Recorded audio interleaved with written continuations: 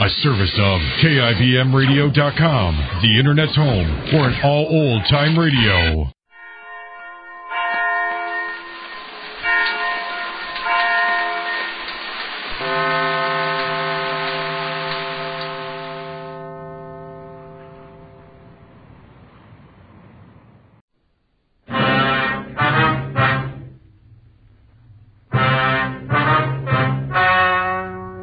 Ladies and gentlemen, the story you are about to hear is true.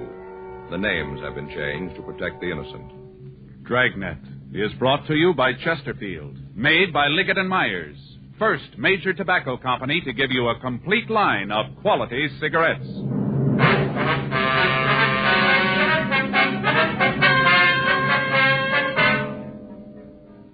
You're a detective sergeant. You're assigned to burglary detail. In the past 2 months, a thief has broken into 18 markets. There's no lead to his whereabouts, no clue to his identity. Your job? Get him. Friends, stage and screen star Paul Douglas is featured on the Chesterfield Poster of the Month that's up all over town. Here's what Paul Douglas says about Chesterfields. Quote, "I've been smoking Chesterfield for 22 years. They're best for me. If you try them, you'll find they're best for you." Unquote. You know why Chesterfields are best for you? Because they're low in nicotine, highest in quality. And, of course, Chesterfields are really mild, really satisfying. Try them yourself today. Smoke America's most popular two-way cigarette, Chesterfield. Regular and king size. Best for you.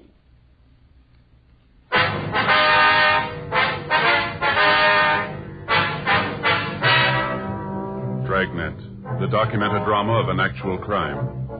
For the next 30 minutes, in cooperation with the Los Angeles Police Department, you will travel step by step on the side of the law through an actual case transcribed from official police files. From beginning to end, from crime to punishment, Dragnet is the story of your police force in action.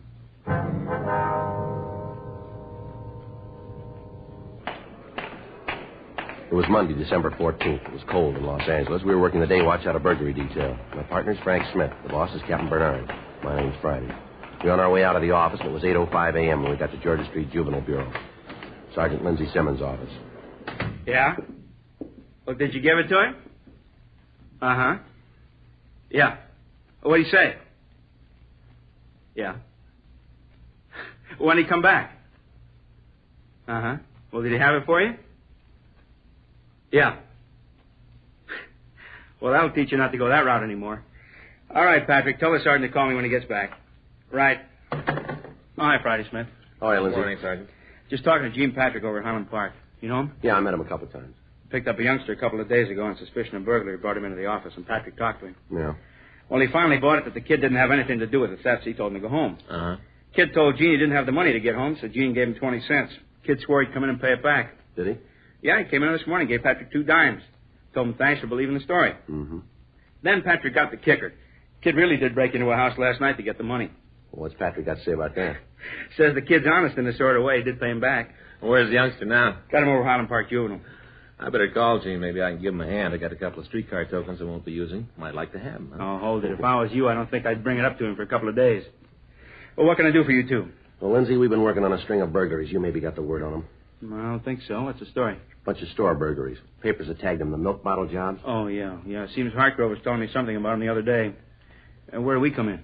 Well, the way the jobs look, we've been thinking that maybe they belong in your department instead of ours. How do you figure that? First off, the milk thing. What do you mean? Every job he's pulled, we found an empty milk bottle on the counter.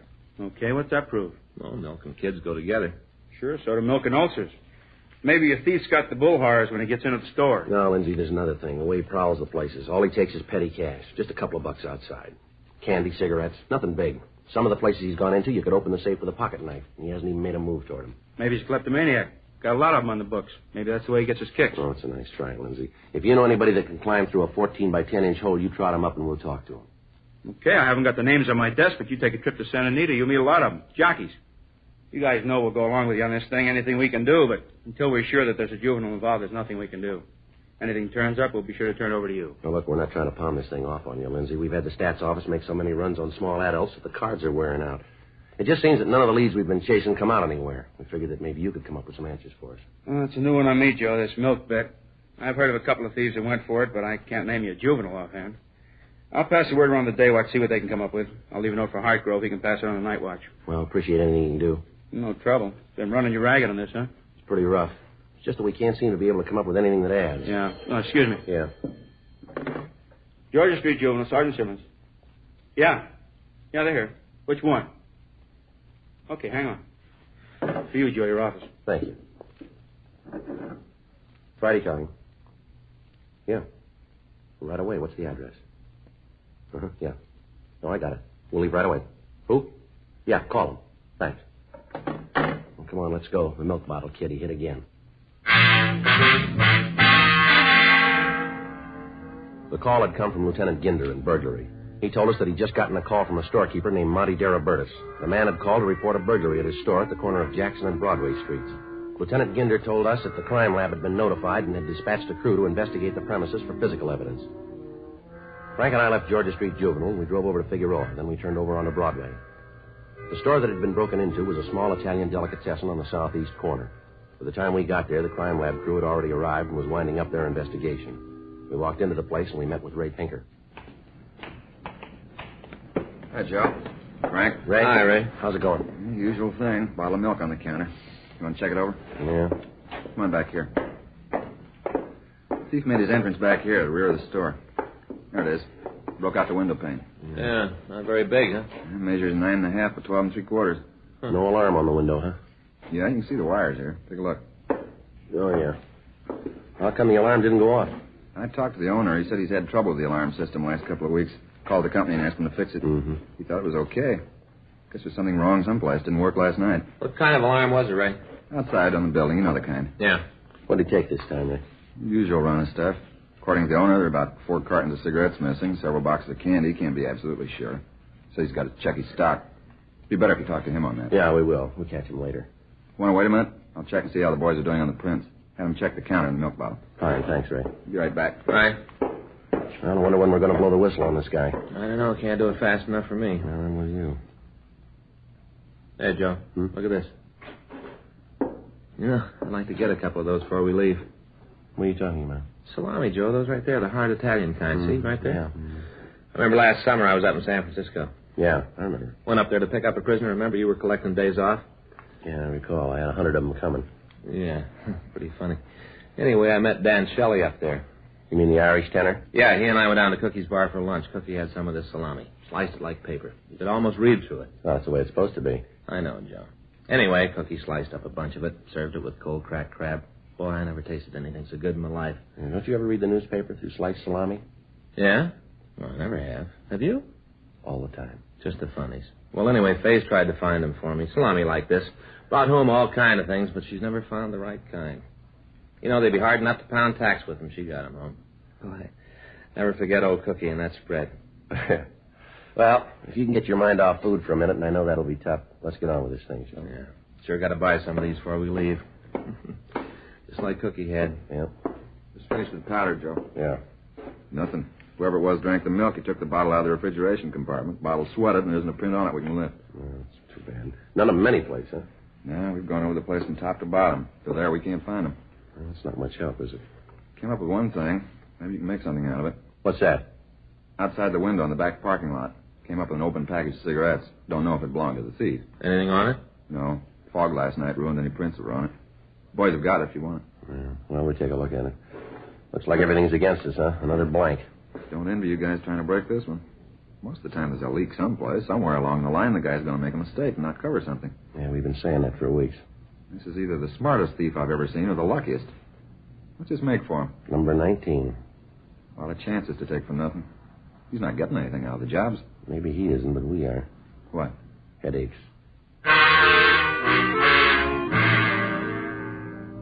9:38 a.m. We talked to the victim. He told us that as near as he could figure, there was approximately $4 stolen from the store. He went on to say that he'd ascertained that 5 cartons of cigarettes and several boxes of candy bars were taken. He was unable to tell us if any other merchandise was taken until he'd made a complete inventory. He went on to tell us that there was over $600 in the safe, but that as far as he could tell, there'd been no attempt to break into it. We made a canvass of the neighborhood and talked with the neighbors. None of them recalled having seen any suspicious people in the neighborhood the night before. None of them had seen any suspicious automobiles in the area. The one thing that was apparent was that the thief was working in a definite pattern. He worked only on Friday and Saturday nights, always between 8 p.m. and 12 midnight. Frank and I met with Captain Bernard, and it was decided that we would maintain a rolling stakeout in the area in which the suspect operated. 4 other cars from Metro Reserves were assigned to work with us. For the next 5 nights, we worked without results. It was slow and tedious, but considering the lack of information on the thief, it was the only way we had left. We had to be on or near the scene when the thief struck again. Saturday night, December 19th, Frank and I met and drove out to the area. The streets were crowded with early Christmas shoppers. I'll sure be glad when it's over. Why? What's the matter? How many rooms in your apartment, Joe? 3. You know that. You've been there. Yeah. No, there won't be enough room. What are you talking about? Faye? What's Faye got to do with this? Hack, Joe. Real hack. Why? What's the matter? I got up this morning. I felt great. Faye's got breakfast on the table. All nice. A couple of eggs, little pig sausages. Nice, you know. Yeah. I come down to the table. She's got the food on, and I hit her with it. What, the food? No, Joe. I hit her with what I'm about to tell her. I tell her I'm going to have to work tonight. Mm-hmm.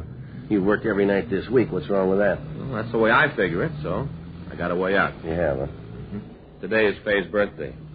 Well, you didn't tell me. It's not good to tell people, Joe. Oh, it isn't? No. Faye's over 30. Yeah. I kind of figured that. Don't you get it? I'm sorry, pal. You left me a couple of blocks back on this one. Look, Faye... I may never catch up. Faye's over 30, Joe. She's getting to the point where she's taken off years, see? How can you give a person a last birthday present? Yeah. I tell you about it. You're going to give her a present. Only now instead of 30, she's 29. You understand? Well, to be perfectly honest with you, no. But as long as you do, it's perfectly all right with me. Yeah. What about this morning? Well, I told her I was going to have to go to work. I got this present for her. Brand new deep fat fryer. Real good. What? All wrapped up. Deep fat fryer. All wrapped up with ribbon. Beautiful. Shiny. Beautiful. So you gave it to her. Did it do any good? Not a pound.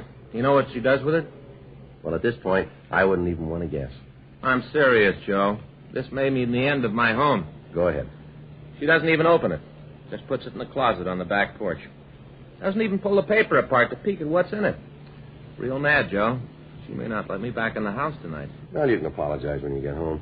I don't know, Joe. Faye's pretty sore. Didn't even open the present. Not even a peek, huh? Listen. Yeah. Tell where it's coming from? Yeah, sounds like up on 7th. Come on. Yeah, right here. Pull up. Come on. I'll take the front. All right.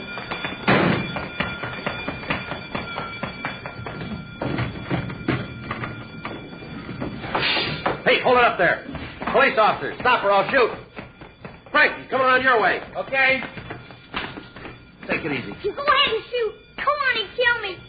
Go ahead and shoot me. It doesn't matter anymore. Go Everything on. all right? Yeah. Just a kid, Joe. Yeah, I see. What are you doing in the store, son? What do you think I'm doing? He asked you a question, son. Pretty stupid. What do you think I was doing? How many stores you broken into, son? Figure it out for yourself. Look, what do you got a chip on your shoulder You're for? big guys. Don't give me a lot of conversation. Do what you want to do. All right, boy, you called it. Come on.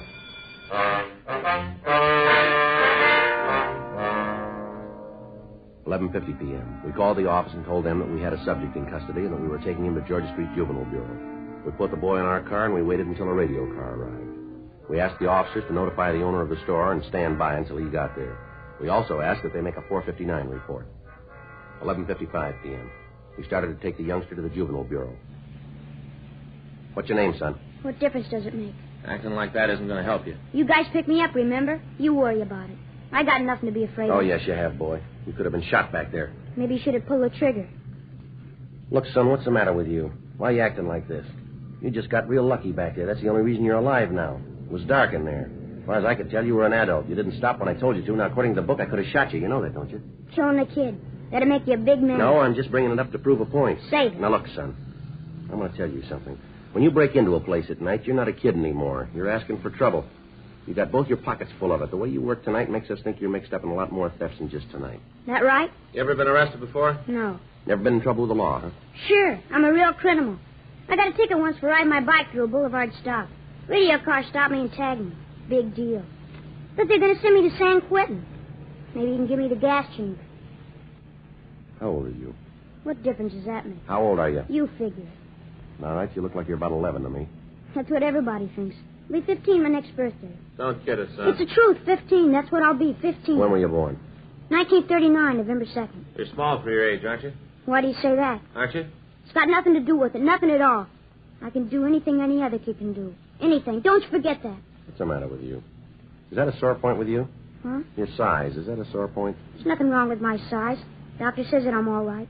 Just that some people aren't meant to be as big as others, that's all. There's nothing wrong with me. No, come on, son. What's your name? Now, look, you know we're going to find out. How are you going to find out? We will. Now, why don't you save us all a lot of time and tell us the truth here? Be better if you did. If I do tell you. You going to put it in the papers? What? I tell you, there are going to be a lot of reporters around. My name going to get in the papers? Not from us. Can't tell you then. You mean if there's no reporters around, you aren't going to tell us your name? Is that it? That's the way it is. It's kind of funny, isn't it? Maybe that's the way it looks to you. Where do you live? Can't tell you that either. But you got things all wrong, son. It isn't what you want to tell us. That's got nothing to do with this. You're going to tell us what we want to know sooner or later. Where are we going? Georgia Street. That's where the jail is. Why do you ask that? Because I want to know. Yeah, there's a jail there. Reporters? What? They're going to be reporters there. What is this thing with reporters and you? What's this all about? Reporters put your name in the papers, don't they? Sometimes. Well, you get the reporters all lined up. You get them from all the papers. You have them there, and I'll tell you all about it, the whole story. You just get the reporters and the photographers. Be sure about them, because I want some pictures, too. Well, look, let me get this straight. What? You say you aren't going to give us any information without the press being there. Is that right? That's the way it's going to be. No, you got it wrong, boy. What? Doesn't make any difference who's there. You're going to come around. Yeah. We'll find out.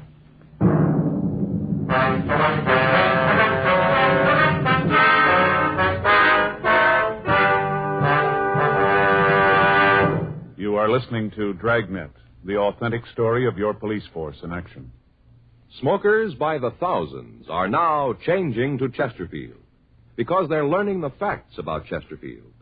Facts like these. A doctor has been examining Chesterfield smokers for 20 months, almost 2 full years now. We've just received his latest report, and it confirms again no adverse effects to the nose, throat, and sinuses from smoking Chesterfield. That's a matter of record. And so is this. Chesterfield is the only cigarette proved highest in quality, low in nicotine. Those are the facts about Chesterfield.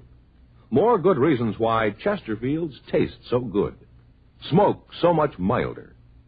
How about it, friends? Smoke America's most popular two-way cigarette, Chesterfield. Regular and king size. Best for you.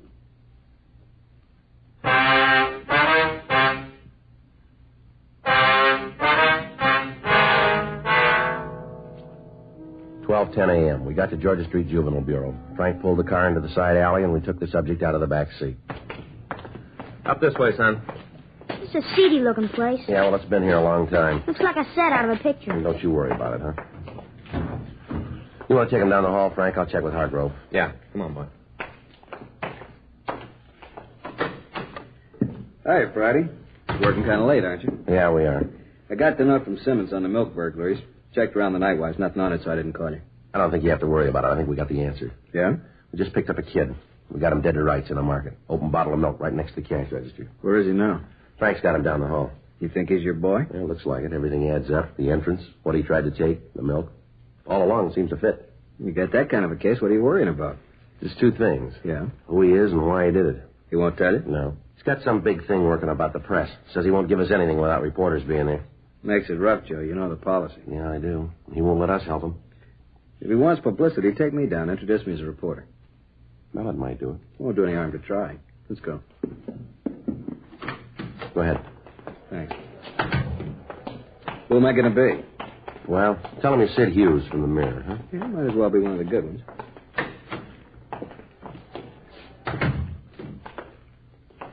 Son, you wanted to talk to somebody from the papers. It's against the policy, but we swung it for you. This is Sid Hughes from the Mirror. Hi. You the fellow that held that guy on the phone in Baltimore? Yeah. Great. I read all about it. You gonna write me up like that? I hope not, son. There were 2 men killed in that operation. I read all the stories. Everybody did. That's how I mean for you to write me up, with a picture.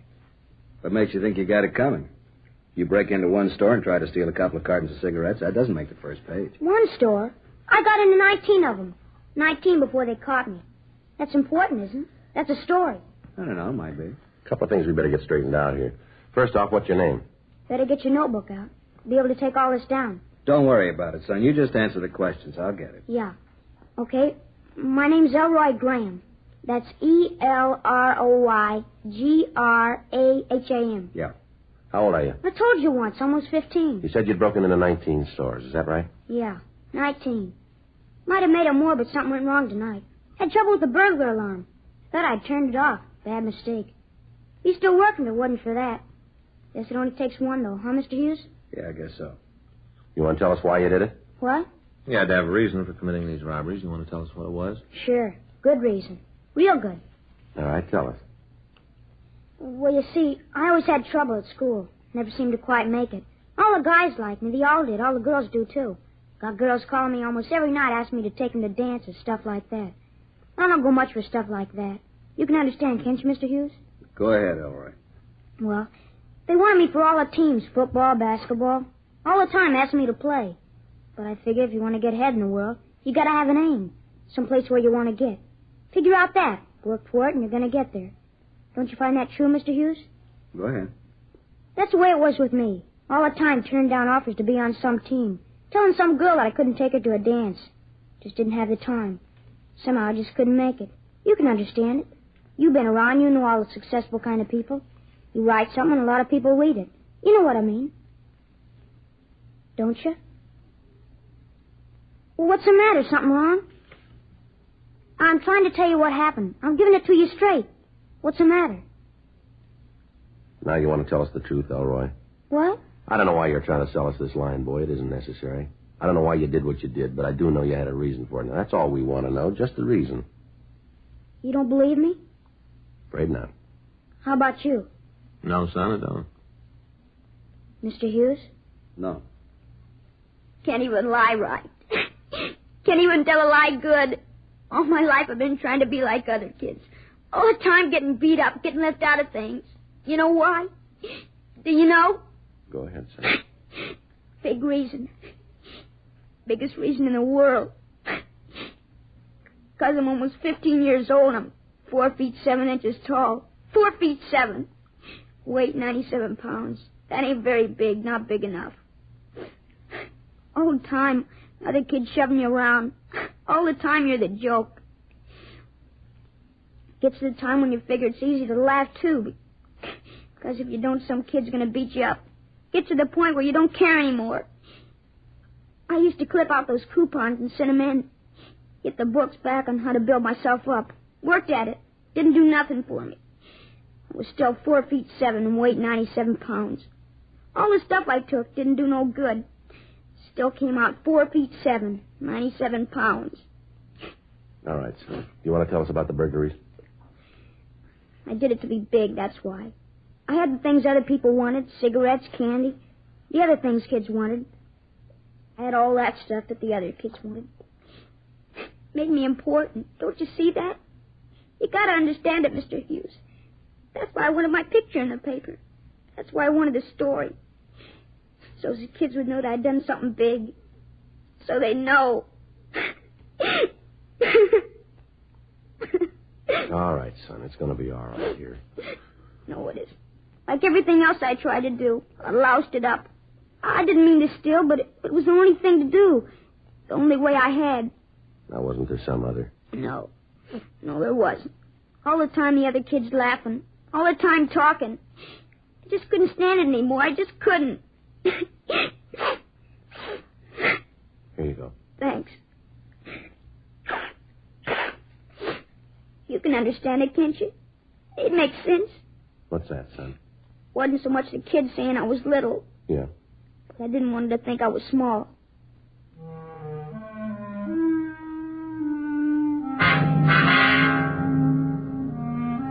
"12:36 a.m. We contacted the parents of the Graham boy and asked them to come down to the station. We talked to them for an hour and tried to fill them in. In view of the fact that the parents of the subject were responsible persons, The boy was booked for violation of Section 459 PC, delinquent, and he was released to his parents pending his hearing in juvenile court.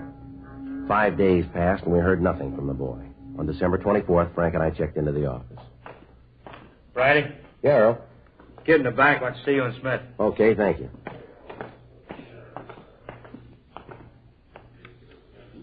Hi, Mr. Friday. Oh, well, Roy, what can we do for you? Well, I guess you think it's kind of funny. What's that? I want to tell you that I sure think it's good what you did for me. Helped me with that burglary thing the other night. Well, it isn't over yet, son. The court still has to make a decision on it. Yeah.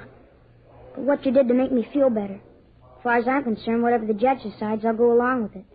I had a long talk with my folks, so we got it all talked out. All the way talked out. Well, that's good, son. We're glad of it, son. Maybe you guys won't like it. I mean, me knowing you such a short time and all. But I wanted to bring you these. Merry Christmas. Oh, that's awful nice of you, all right, but it isn't necessary. I want to give them to you anyway. For what you did for me. Well, that's mighty nice of you, all right. Sure appreciate it. A couple of packages of cigarettes. Hope they're the kind you smoke. Yeah, son, they'll be fine. Thanks, son. Well, see you guys around, huh? Yeah, sure, son. Just one more thing, Sergeant. Yeah, son? Just thought you'd like to know. Yeah, what's that? I didn't steal those.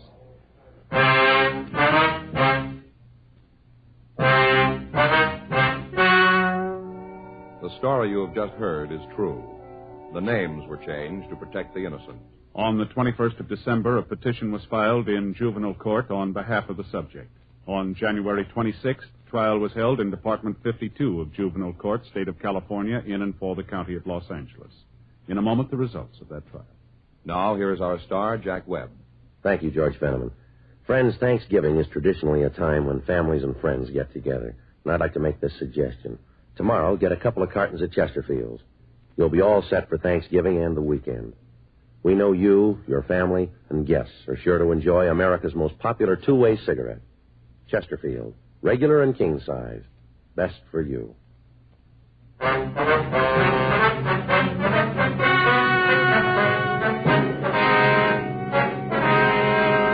Elroy Merton Graham appeared before the juvenile court where he admitted the alleged burglaries.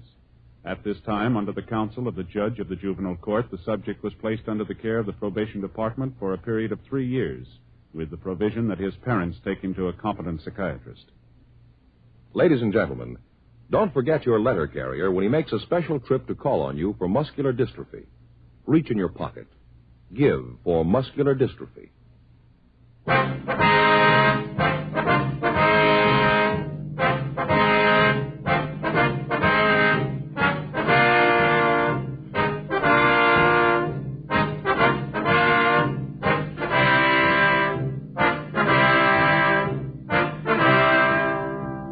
You have just heard Dragnet, a series of authentic cases from official files.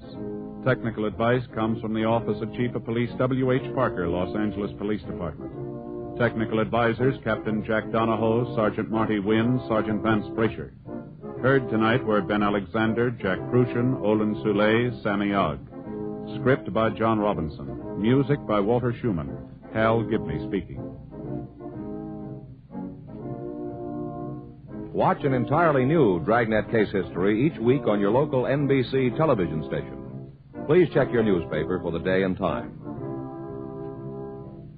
Chesterfield has brought you Dragnet, transcribed from Los Angeles.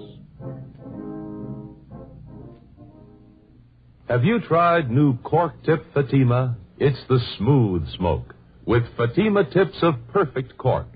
King size for longer filtering. And Fatima quality for a much better flavor and aroma. Fatima is made and guaranteed by Liggett & Myers Tobacco Company. Try Fatima today.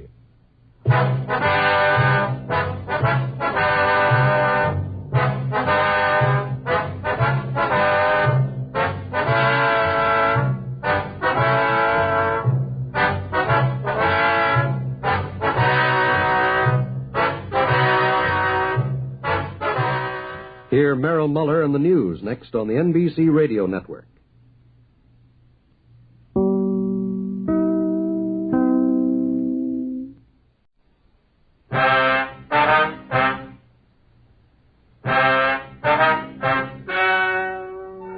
Ladies and gentlemen, the story you are about to hear is true. The names have been changed to protect the innocent. Dragnet is brought to you by Chesterfield, made by Liggett & Myers. First major tobacco company to give you a complete line of quality cigarettes.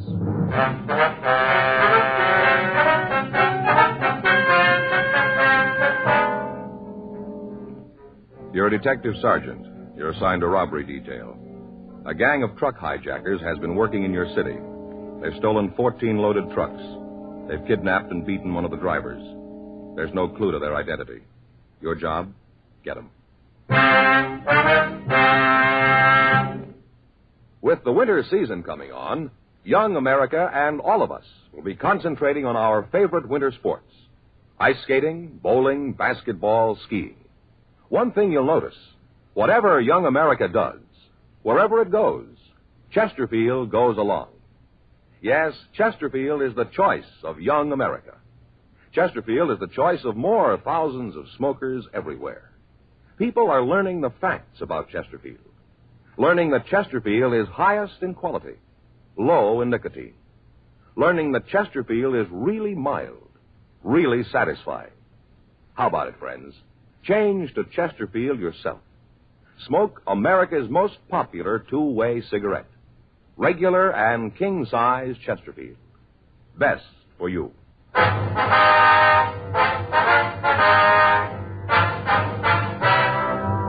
Dragnet, the documented drama of an actual crime.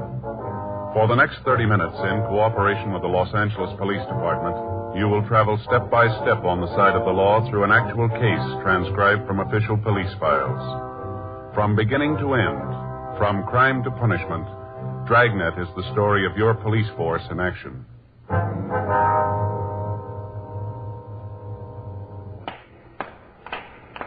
It was Wednesday, June 4th. It was warm in Los Angeles. We were working the day watch out of robbery detail. My partner's Frank Smith. The boss is Chief of Detectives Thad Brown. My name's Friday. We were on the way out from the office, and it was 9:47 a.m. when we got to the county hospital. Ward 419. Hi. Mr. Gilmore? Yeah. I know you guys? No, sir. We're police officers. Just my partner, Frank Smith. My name's Friday. I do, sir. Hello. A couple of stools over there. Drag them up. Sit down. I'll get him. Here you go. Thanks. How do you feel, Mr. Gilmore? Rough. Real rough. Feel like I've ridden 50 miles in the back of a ready-mixed cement truck. Weren't for the pills they'd be giving me, I think I'd go off my rocker. Mm-hmm. You want to tell us what happened? Yeah, as much as I can remember. Only goes so far, then there's a room full of black. If you'll tell us what you can, please. Yeah. Yesterday, that's when it was. Yes, sir. Yesterday morning. I checked in for work. Had a load I was going to take over to Phoenix. Supposed to shove off about 10:15. Did you know what you were carrying? Yeah. I saw the way bill. Some of the stuff they were loading it. Used furniture. Didn't make any difference to me. They load the truck and I'll drive it. Uh-huh. I went across the street. Little coffee place over there. Got my vacuum bottle filled and came back. By that time, they had the truck loaded. I signed the way bill in the office and went out and got into the truck. The two guys were waiting for me. They were in the cab of the truck, then? Yeah, sitting there, kind of scrunched down so you couldn't even see them from the outside. Yes, sir. As soon as I opened the door, one of them had a gun pointed at me.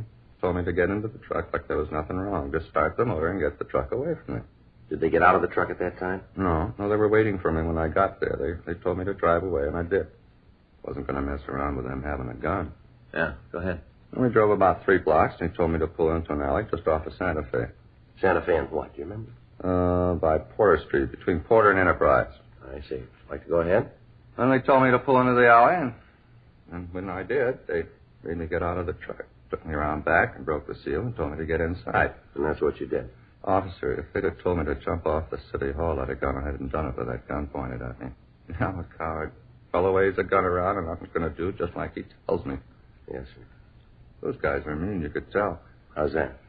Oh, I'm a kind of a student of phrenology. I could tell about those fellas real plain. Student of what? Phrenology. You know, bumps on the head. Oh. They all mean something. Of course, I didn't get a chance to make a good examination of these guys, but I could see it. Real criminal heads. Bumps told me so. One fellow had a head that was one of the worst I've ever seen. Yes, sir. He was mean to his mother, I could tell. Had a bump right here. Here, you see? Huh. Yeah. He was mean to his mother. Yes, sir. Well, what happened after they tied you up? Just left me there. I see. You want to go on? Yeah. They must have drove for about 20 minutes when they stopped, pulled in some sort of a driveway. How you figure that? Well, right after they stopped, they made a half U-turn, then backed up this ramp, steep. Then they stopped and took me out of the truck, blindfolded me, and made me get out of the truck. Now, this place where they stopped, that's where they unloaded the furniture, did they? Yeah. They must have taken it out of there. I heard them thumping around the truck. Sounded like they were unloading it. Well, now, what'd they do after they got all the furniture out? Put me back in, drove out to where you found the truck. After they both climbed into the back, beat me up. Don't remember much after that. Mm-hmm. Both of them worked you over, huh? Yeah. Both of them got in their licks. Especially the one who was mean to his mother. He was vicious. He was mean. They kept hitting me with their fists until I just passed out. Don't remember anything after that till I came to in the back of the truck. That's when I called the cops and the guys in uniform came out. I guess they're the ones who called you. Yes, sir. Now, is there any way that you might be able to tell us where they took you? You mean when they unloaded the furniture? Yes, sir. Well, I think maybe I got an idea. I tried to figure out how fast they was driving. And after you've been a driver for a while, you get to know. I'd say they were going about 20 miles an hour. We were still in town. My own guess is that they went out Alameda. Must have gone out Santa Fe and then turned on to Alameda. Mm-hmm. I remember hearing kids yelling. That'd probably be Santa Fe High School. Yeah. I guess we went out Alameda to maybe 43rd or 44th and they turned right. Kind of hard to figure it then. The truck got tied up in traffic. It was hard to tell if they were stopping for that or they were just at a light. Uh-huh. But I'd say that they went out to about Avalon. Maybe they went up to San Pedro. I don't think so. I'd say Avalon. Then they turned left and headed for Hawthorne. I'm not sure how far they went. But I'd figure maybe around Rosecrans, and then they turned a couple more times, and they stopped and drove up that steep ramp. Mm-hmm. Now, you figure they ended up around Rosecrans and Avalon. Yeah. Guess that's not much help, though, huh? Well, it gives us an idea where to start looking. Well, a couple other things that might help you. What's that? Well, it seems that when we started to back up the ramp, I heard a bump, like they backed into a car. They didn't hit it hard, but I bet they did hit a car. Yeah. After that, they pulled the truck forward and stopped and backed up again. This time they scraped into the side of a house. I could feel it run along the side of the truck. It sounded like they might have torn up some of the wood on the house. Yeah. Will that help any? Yes, sir. We'll have our crime lab check the truck and see if they can come up with anything. Sure hope you can. Oh, you talked to my boss yet? No, sir, but he's been notified, we understand. I bet he's plenty sore about it.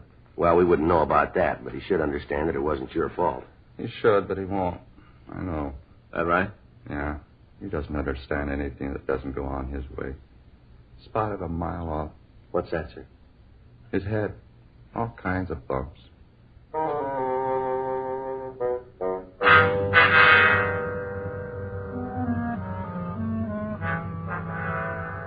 10:06 a.m. We continued to question the victim, Russell Gilmore. He gave us descriptions of the two men who'd kidnapped him. He also told us that at one time he heard one of the men call the other by the name Leo.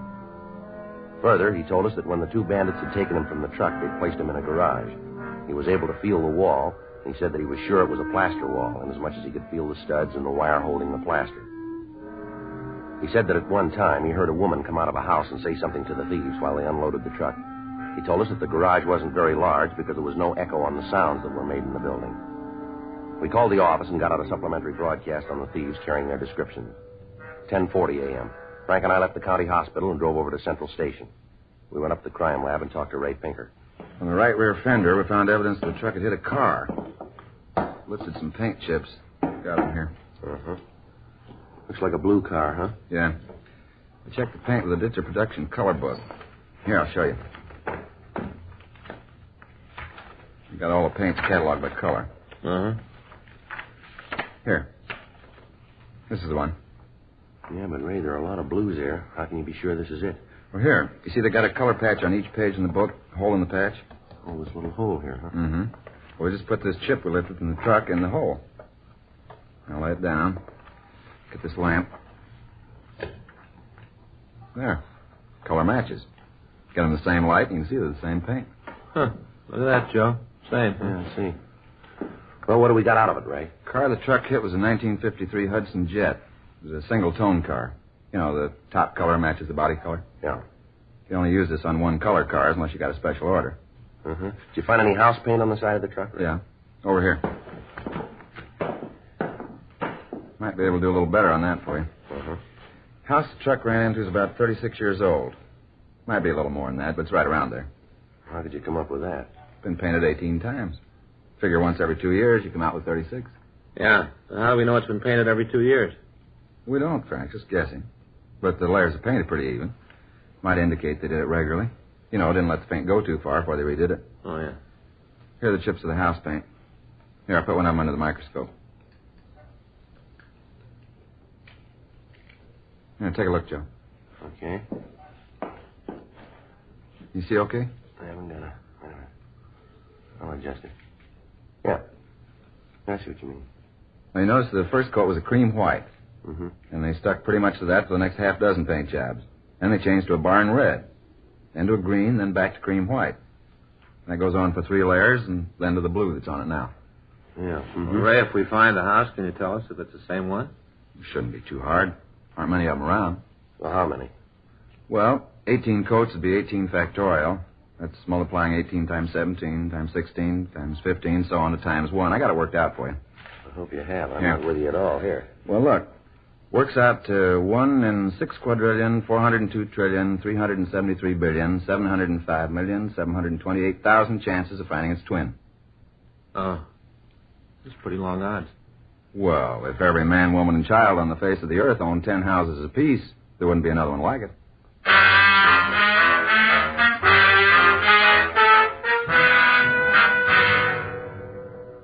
11:37 a.m. We put in a call to Leighton Prince. Harlan Stahl told us that his crew had gone over the truck thoroughly, but had failed to come up with anything. We contacted the stats office and asked them to make a run on the M.O. that the thieves had used. They told us that the results would be ready for us late in the afternoon. We contacted hit-and-run detail, but there'd been no report that could have been the car that the truck had hit. We went to the office and got a large map of the city. Then we drove out to the county hospital to talk to the victim again. We asked him to trace his movements while he'd been held prisoner in the back of the truck. He drew a line down Santa Fe Avenue, up to Alameda, then over to Avalon Boulevard on 43rd Street. From there, he traced the streets down to Rosecrans Avenue. He drew a circle on the map centered on the intersection of Rosecrans Avenue and Avalon Boulevard. He told us that we'd find the house we were looking for inside the circle. Before we left him, we made arrangements for the mugshots to be taken to the hospital for him to check for a possible identification of the suspects. 12:40 p.m. We contacted Records and Identification Division and asked them if they'd had any luck on running the name Leo. We were told that they had 3 possibles for us. The addresses on the packages were not in the area that had been circled by the victim, Russell Gilmore. We got in touch with Lieutenant Jack Smyers and filled him in on the developments. He called Metro Division and made arrangements for 3 additional teams of men to work with us in a search of the streets within the circle drawn by the victim. He also contacted the divisional commanders and asked for their cooperation. The men were instructed to find a residence with a steep driveway leading to a detached garage. The house would have a wooden porch on the right side of the house as it faced the street. It would be damaged to the wood on the porch. Also, there was a possibility that a Hudson automobile would be parked either in the driveway or on the street right next to it. The car would have some damage done to it. 5:15 p.m. Frank and I got back to the office from the search area. Man, I'm sure tired. Oh, I'm with you. A lot of streets out there. Yeah, a lot of houses on the streets. Wonder how the guys from Metro are doing. I don't know. I'll get it. Robbery Friday. Yeah. Mm-hmm. Just a minute. Let me get there. Yeah, okay. Hang on to it. We'll be right out. Right. Well, the Metro boys did some good. Huh? The house. They found it.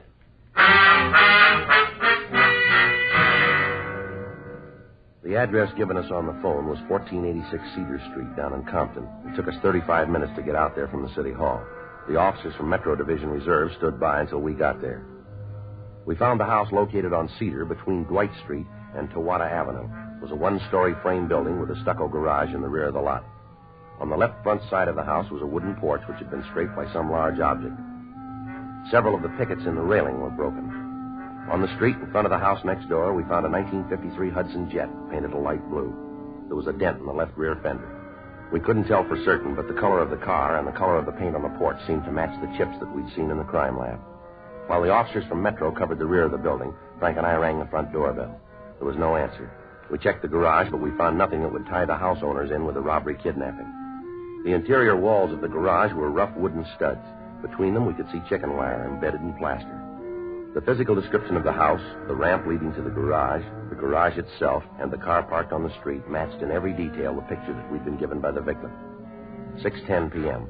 We got the name Conrad Lewis from the mailbox in front of the house, and while the officers from Metro checked it with our office, Frank and I went next door to talk with the neighbors. Yeah?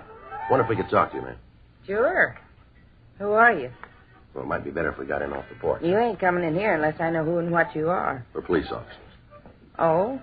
Yes, ma'am. Here's our identification. Oh, yeah. Well, come on in. Thank you, ma'am. I'm Myrtle Richards. This is my partner, Sergeant Friday. I'm Frank Smith. Oh, how do you do? How are you, ma'am? You just sit down. I'll turn off the television. Thank you. Comedy. I've seen it before a couple of times. I always laugh at them again, though. They're funny. Yes, ma'am. It's a great boon to the people, television. This one's only 12-inch, but I think maybe next year I'll get a bigger one, maybe even color. They got it now, you know. It's true color. It's beautiful. Yes, ma'am. Of course, I ain't actually seen it myself. I just read about it, you know. Beautiful. Oh, I'm a great fan. I got it on all day, right from the early show to the late show. I understand next week one of them stations is going to start an early show. Now, that'll be nice, won't it? Yes, ma'am, sure. I wonder if we could ask you a few questions. Certainly. You just go right ahead. That car out front, does that belong to you? The blue one? Yes, ma'am. Yeah, that's mine. I just got it a few months ago. That's what you're here about, huh? I beg your pardon? About how somebody hit my car? Big dent. Isn't that what you're here for? No, not exactly. Do you know who hit your car? No. I wish I did. If I knew, I'd sue 'em. Imagine hitting a car that's parked right at the curb and not leaving a note or something to say who did it. Person that ran into me must be insured. Wouldn't cost him nothing. All he had to do was leave a card. Yes, ma'am. When was the automobile hit? Do you know? Yesterday morning. I walked down to the market to do some shopping and get some things for dinner, pretzels, potato chips, things to eat while I watched the TV. When I got back, the dent was there. Did it while I was gone. Did it and didn't even leave a card. Yes, ma'am. Could you tell us who lives next door to you, please? Which side? The left side over there. Well, that's Lewis's house. Why are you asking about them? How long have they lived there, do you know?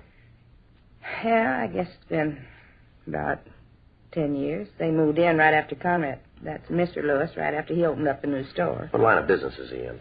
Well, he got some kind of a shipping business. Has deals with different stores all over the state. Did you see Mr. Lewis yesterday? Yes. Matter of fact, I did. He come over like usual at 5:30. He usually come over at that time, does he? Tuesday, Thursday, and Saturday, yeah. You see, there's a TV show he likes to see. I watch it, but his wife don't care for it. She watches something else, so Conrad comes over here. He was here last night. You see him during the day at all? No, I didn't. You know where they are tonight? I'm not sure, but I think they went to the movies. Seems to me Mrs. Lewis said that her and Conrad was going to a show over in town. That's probably for us. I'll get it. I imagine so. Didn't anybody come calling on me this time of night? Oh, it's Henderson, Joe. I'll be right back. Right. Have you noticed any trucks in the neighborhood lately, Mrs. Richards? Oh, well, I'll have to think about that for a minute. Mm-hmm. You don't mean like the garbage can truck, do you? No, ma'am. Large moving vans. See the others quite a bit. Yeah. Well, now, let me see. Well, there were some people who just moved into a new house down the street. That was about a month ago. That didn't help? Well, thank you, Miss Richards. Joe, see you a minute. Yeah. Excuse me, please, Miss Richards. Yeah, you go right ahead. Yeah. Henderson ran the name Conrad Lewis through the files. Mm-hmm. He's been convicted for armed robbery.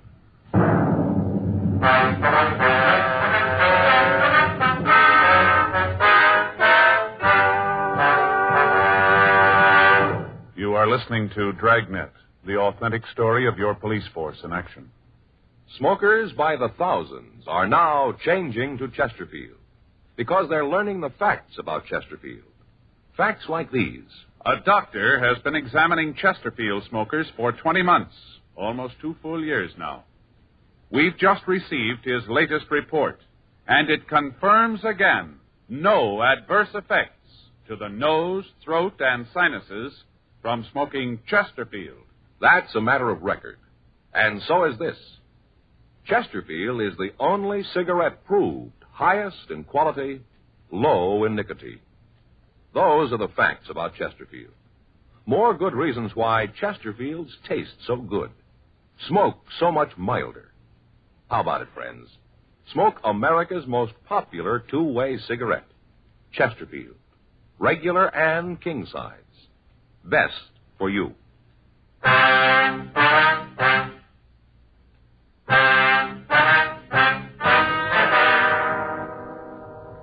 record showed that Conrad Lewis had been arrested for suspicion of armed robbery 10 years before. He'd been brought to trial, convicted, and sent to San Quentin. He'd served 6 years, and then he'd been released. He was not on parole at the time. Frank and I parked our car down the street from Lewis's house, and we waited for him to return. At 10:57 p.m., we saw a dark-colored Lincoln sedan turn onto the street and swing into the driveway of the Lewis residence. A man and a woman got out of the car and entered the house. Frank and I waited a few minutes, and then we walked up to the front door and rang the bell. Yeah? You Conrad Lewis? Yeah, that's right. Who are you? Police officers like to talk to you. Sure, come on in. What's this all about? Something wrong? You own a truck? A truck. Do you own one? No. You mind telling me what this is all about? Can you account for your time since Monday night? Why? Can you? Look, I don't know what this is all about, and I'm not going to tell you a thing until you let me know what you want. Now, what do you want? The answers to those two questions.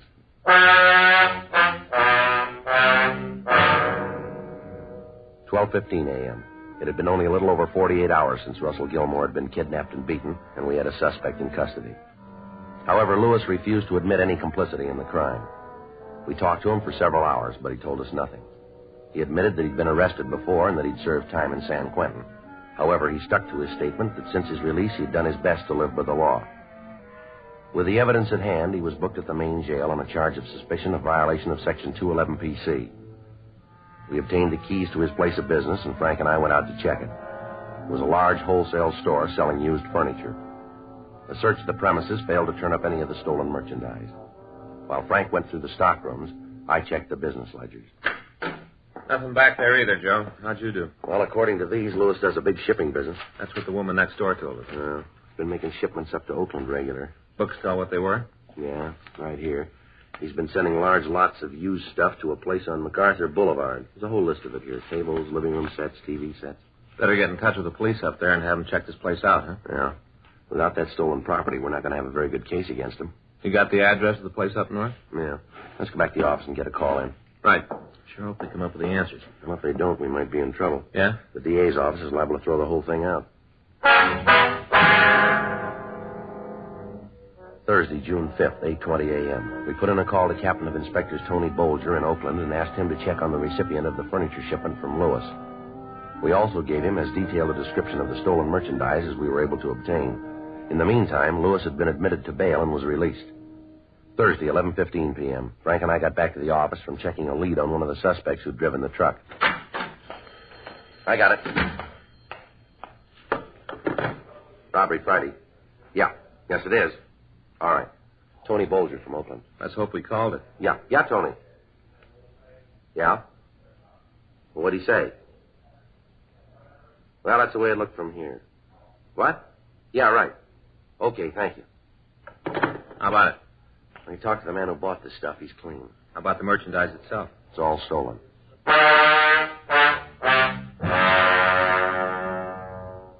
11:20 p.m. We got in touch with Lieutenant Smyers and filled him in on the new developments. After we talked to him, we contacted Officers Max Herman and Ed Benson and made arrangements to meet them at the house on Cedar Street. It took us less than half an hour to get out to Compton. The other officers were there by the time we arrived. While they covered the back door, Frank and I went up to the front. You think he knows it's us? I don't know. Try it again. Well, the car's in the driveway. We know he's in there. Wait a minute. Sounds like somebody's coming now. Yeah? What are you doing out here? Aren't you guys ever going to get off Mind my if we back? come in and talk? I got a choice? No, you haven't. Well, then come on in. Want to go through the house again? That won't be necessary. Yeah. I'm glad of that. What's it about this time? Same as before. Maybe you better spell it for me. We can go that route if that's the way you want it. Go ahead. I like fairy tales. All right, we got a report from a victim who was robbed and kidnapped. He was able to give us a description of this house, of your garage, and of the whole setup. You've been on a spike again. You're seeing We took a sample of the paint from your front porch. It matches paint found on a truck that was hijacked. A lot of houses in L.A. Not painted like this one. You think you're going to send me to the joint with a batch of paint? It's going to help. Look, cop, you know I've been the rounds. I've seen enough trouble to know it's rough to get a conviction with circumstantial evidence. That's all you got with me, nothing more. Now, why don't you go home and I'll just forget you were here tonight? We got the plant. What? We got the plant. They moved in on it. The man you sold the stolen furniture to is willing to testify. You know we got you cold. Now, why not cop out? That's the way it hangs, huh? That's the way. All right, I'll get my coat and go Just point it out. We'll get it for you. in the closet. Never mind. He's making a point of it all. Outside. He's in his car. Yeah, come on.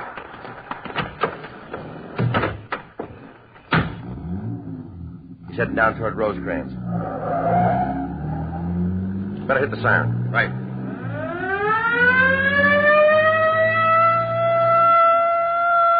He's turning onto Rosecrans. Take a left. I got him. See him? Wait a minute. Yeah, up ahead there. Try a shot? Better not. Too many people around. Can't you close in on him? I think we're pulling up. Making a turn. Yeah. Stay with him. Hang on. It's a dead end, Frank. Yeah. He's in trouble, Joe. Come on. Well, let's get him out of there. Yeah, that door's stuck. Wait a minute, I'll give you a hand. There. Can you get him? Better call an ambulance. The motor's in his lap. You still alive? Looks like it. Can you help me here? Yeah, let me get in there. All right. Come on, let's put him down here. Yeah. All right, take it easy, Lewis. I'll call the ambulance. Right. Take it easy, Lewis. We sent for a doctor. I didn't see the sign. I didn't know the street didn't go through. Lousy break. Lousy break. I'd have made it if I stayed off this street. You'd never got me if I'd stayed off this street. I just turned the car and all of a sudden I was on a dead end. Afraid you're wrong there, mister. Huh? You've been there a long time.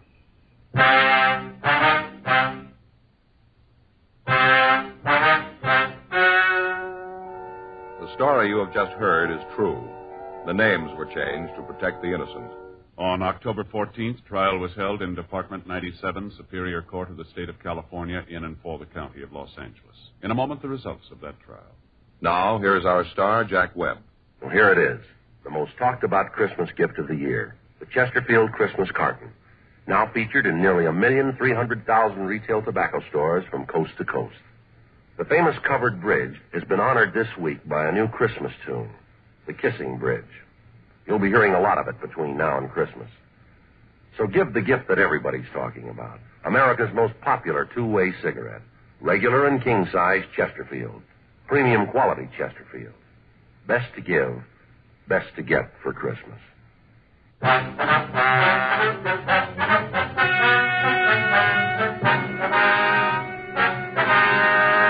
Conrad Austin Lewis and his Confederates were apprehended and brought to trial on 11 counts of grand theft auto and 1 count of kidnapping. They were found guilty and sentenced as prescribed by law. Grand theft auto is punishable by imprisonment in the state penitentiary for a period of not less than 1, nor more than 10 years. Kidnapping is punishable by imprisonment for a term of from 1 to 25 years in the state penitentiary.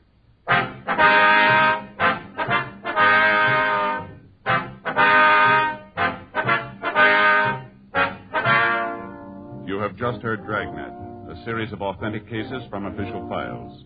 Technical advice comes from the Office of Chief of Police W.H. Parker, Los Angeles Police Department. Technical advisors, Captain Jack Donahoe, Sergeant Marty Wynn, Sergeant Vance Brasher. Heard tonight were Ben Alexander, Vic Perrin, Virginia Gregg, Jim Griffith. Script by John Robinson. Music by Walter Schumann. Hal Gibney speaking. Watch an entirely new Dragnet case history each week on your local NBC television station. Please check your newspapers for the day and time.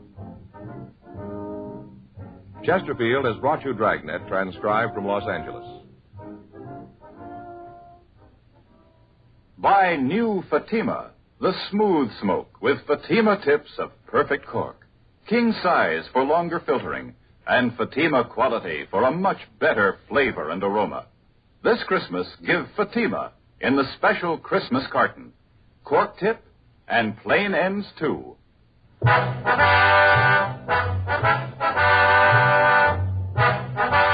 Hear Merrill Miller and the news next on the NBC Radio Network.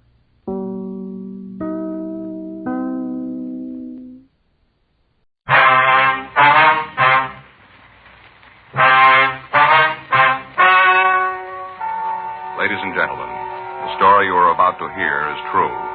The names have been changed to protect the innocent. Dragnet.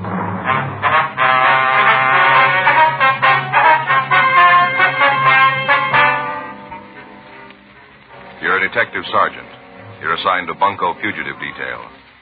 An organized gang of pickpockets is working in your city. None of the victims can give a description of the suspects. There's no lead to their identity. Your job? Get them.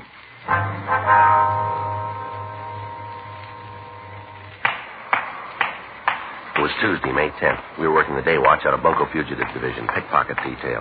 My partner's Frank Smith. The boss is Captain Didion. My name's Friday. I was on my way back from communications, and it was 11:14 a.m. when I got to room 38. Bunko. No? Yeah. Anything come in from St. Louis? Yeah, they checked the Carney's plan back there. No trace of Beck. Tip was wrong then, huh? Yeah, looks like it. Where to now? Well, about all we can do is sit and wait for a reply on the radiogram. He's got to be someplace, and he isn't going to stop working. There'll be word on him somewhere. I'll be glad when we turn the key. Yeah. Excuse me. Yes, sir? I wonder if you could help me. Oh, we'll try, sir. You want to come on in? What's it all about? I've been robbed. Sir? They took my money, all of it, every bit. I don't know how, but they took it all. I don't know what to do. Well, do you want to sit down? Yes, please. I don't know how they did it. I tried to be so careful, but they took it all. 37 years doing without, and now I got nothing. Well, this is my partner, Frank Smith. My name's Friday. Maybe if you tell us what happened here, we could help you. Yes, maybe. I'm Louis Bonning. Yes, sir? I live at 1820 Woodward Court, Los Angeles, 12. I have a room there. I see. $14 a week in privileges. If you tell us what happened, Mr. Bonning, we might be able to do something for you. And I'm trying to tell you. I'm trying to think of what happened. I don't believe it yet. Well, now, you said you were robbed. Is that right? Yes. $5,200. All gone. Well, were you held up? No, nothing like that. If it was that way, I'd know. But just all of a sudden, I put my hand in my pocket to feel the money, and it wasn't there. Nothing was there. I had a pocket full of empty. Now, sir, do you usually carry that much money around with you? No, mister. I got it from the bank this morning. I'm going away. I was leaving Los Angeles. That's why I had the money, so I could leave. All right, sir. Suppose you start right at the beginning and tell us the whole story, will you? Well, my wife passed on 4 weeks ago, Monday, April 4th. Yeah, that's when it happened, April 4th. Uh-huh. We came to this country when we were both young. She died 4 weeks ago. Yes, sir. If you'd go on about the theft, please. Well, I thought I'd maybe go back to Chicago to live with one of my daughters. She asked me to come, and I thought I would, so I drew out the money. You took the money out of the bank? Yes, this morning. $5,200. It's what we'd saved. I couldn't leave it here in the bank if I was going to be in Chicago. Well, you could have had the money transferred, you know. Well, I guess that's what I should have done, but it's too late now. Did you have the money when you left the bank? Yes. I rolled the bills up and put them here in my pocket. Here, this one on the left side. I kept my hand on the money, so I knew it was there. Now, what'd you do after you left the bank? Well, I was going home. I thought I'd walk home. I went down the street, and then I thought I'd stop for some coffee. I was all packed at my room, so I didn't want to make a mess.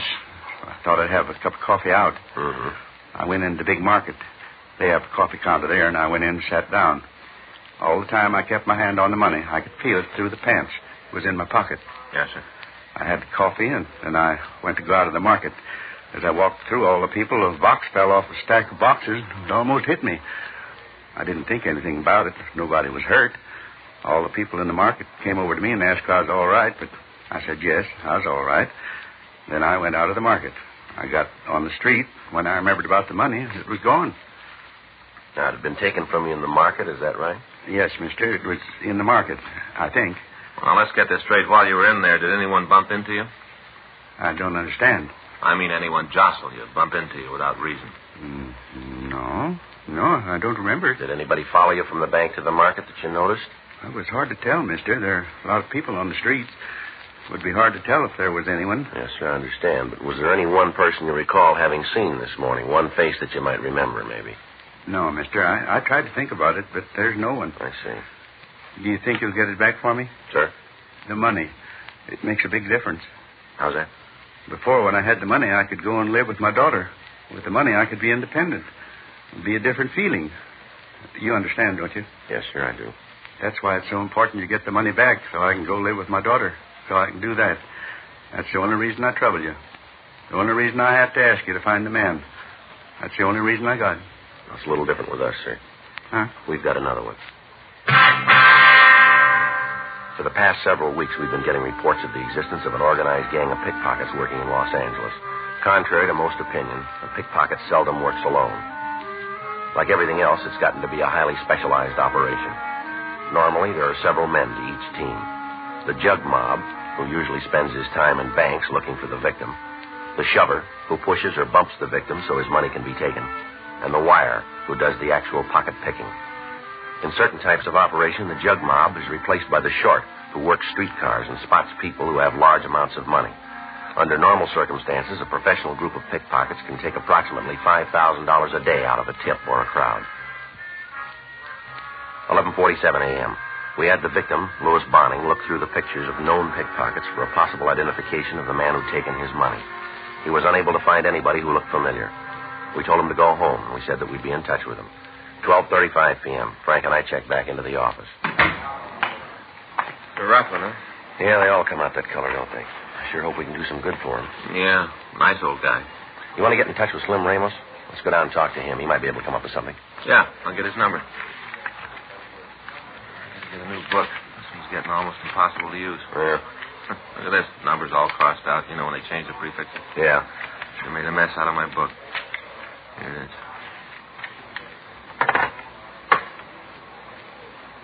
Expert. 4.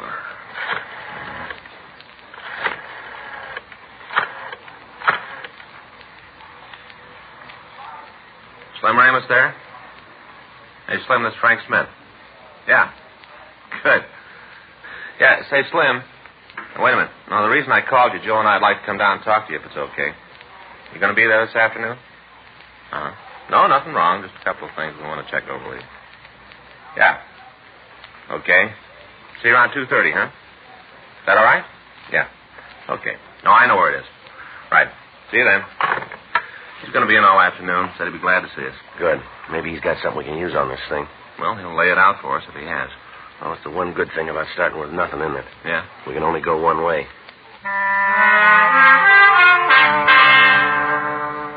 12:06 p.m. Frank and I checked out of the office and we started for Santa Monica. Slim Ramos had been one of the best pickpockets in the business. He'd been arrested and served a term in San Quentin. After he'd been paroled, he'd opened a small stand on one of the amusement piers near the beach. From his past record, Ramos had been cooperative with the police department, and several arrests were attributed to his information. Ramos was operating a Wheel of Fortune booth at the end of the pier. Frank and I parked the car and walked out. Quite a place, huh? Yeah. I got to bring the kids down here some Sunday. They get a real kick out of it. Yeah. That's Slim's booth there, isn't it? Yeah. I don't see him. He said he'd be here. He might be around back. Yeah. I'd sure like to win one of those hams. Yeah. Big ones, aren't they? Uh-huh. Slim, you around? Yeah, hold on. Be right out. Hi, Joe, Frank. Hi, how are you? I was in the back packaging some groceries. Uh-huh. What can I do for you? I'd like to talk to you about a cannon operation. Yeah, should have known. Come on back here. We can sit down. All right. Hey, watch your heads on the counter. Yeah. Got a couple of chairs back here. Come on, I can finish up the sacking. All right, go ahead. Oh, what's it about? You got any rumbles about a bunch working the downtown area? What kind of operation? Jug mob? I think I heard something about a bunch coming in from the east. KC, I think. Seems I heard they worked a couple of still dates with a carny back there. Boss didn't know they were working. When he found out, he had them kicked off the lot.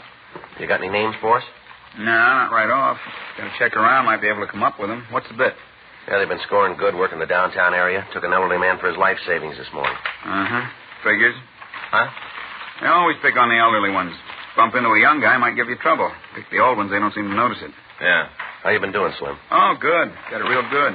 I ain't killing the world, but my rent's paid. I know there ain't going to be a fuzz on my tail tonight. I got it real good. How long you been here now? Oh, guess it's been about a year. Thought if I could get permission, I might go out with a carny this year. You know, work the front end. Mm-hmm. Got a letter from a friend that's got a grind store with one of the big ones. Says he might be able to get me in. A grind store? Yeah, you know, everybody plays, everybody wins. Pay a dime to win a piece of slum worth maybe a couple of cents. Well, this carny I might go with's got no grift in the front end, all percentage games. The way I figured, if you go out with a good one, Weatherhold's going to do all right. You figure you can come out better than you do here? Oh, sure. You see, we get a real good play over the weekends. Regular days, it's kind of slow. Go out with a big carny, you can draw crowds anytime if the weather's good. Bound to come out better. Mm-hmm. You'll check into those names for us, will you, Slim? Yeah, I'll make a couple of calls. Can you make them now? No, I'll have to get in touch with the guys tonight. I'll get back to you first thing in the morning. All right, fine. Same number, Michigan 5211? That's right. Bunko Fugitive. Yeah, all right, I'll give you a call. Buy you guys a cup of coffee? No, thanks, Slim. We're just going to eat. You want to come along? We'll buy you one. Okay. Now, hold on while I check with Harry. Have him keep an eye on things. All right. Yeah, you go ahead. Okay. Now, watch the counter. I came up too fast the other day, like took all the skin off my back. Yeah. Hold on a minute. I'll be right back. All right. Nice-looking place, huh? Yeah. He's painted it since we were down here last time. Yeah. Well, let's go. You painted up the place, huh, Slim? Yeah, thought I might turn a bigger tip if the place looked good. You know, people like a clean-looking place. How are the rest of the booths doing down here, Slim? Oh, pretty good. I told you. Great. Other times a little slow. Uh-huh. Any grift down here? No, at least if there is, I haven't heard of it. Guy in the Santa Monica Police Department, Lieutenant Cunningham, he keeps the place real clean. Yeah, that's right. Last thing I heard about was a guy who was working with a camelback wheel. A what? Camelback. Like mine, only this was gaffed. How? Smoothest pitch around. The arrow is connected to a spindle. Spindle goes through a stand. Looks like there'd be no way to G it. Plain pipe. Looks clean. What's the gimmick? Well, the frame rests on 4 pins. Pins are supposed to be what anchors it to the counter. Uh-huh. Now, 3 of the pins go into one piece of the counter. They really do hold the wheel in place. The other one goes through a separate piece of wood on the booth side of the counter. There's a space between the board on the booth side and the one the 3 legs go through. Yeah. Now, the pin in the 4th leg is loose. It's connected with a bunch of levers inside the pipe, acts as a brake on the wheel. All the operator has to do is lean against the board, and he's got complete control of the wheel all the time. Well, that's a real nice deal, isn't it? Yeah, the way they figured, it's perfect. In case they get a cowboy in the crowd, the mark can pick the wheel right up out of the counter. Shows that there's no wires running to it. The wheel's gaffed, and there's no way to prove it. Set it up with a couple of sticks in front, let them win a couple of times, you got it made. That's the way they figure it. Doesn't work out, though. Well. Now, like on my wheel, I got 120 numbers on it. Figure I get good action, I'm going to have maybe half of them covered. Right off, the odds are on my side. Uh-huh. Out of the rest, there's only one winner. Half of them covered means a gross of about $6. I give away $5 worth of groceries. Even with a winner, I come out every time. Percentages prove it. Look at it that way, you don't need a gaff wheel. Yeah, it's too bad more of them don't figure it like this. Yeah, I suppose. Took me a long time to find it out. Yeah, but you came up with the answers. I hope I can do the same for you on the cannon operation. So do we. It's funny. I get to thinking when I was working as a wire, how we figured that any time we could lift a poke from the mark was a big laugh. A lot of difference now. Yeah, right. Yeah. Now I sleep nights.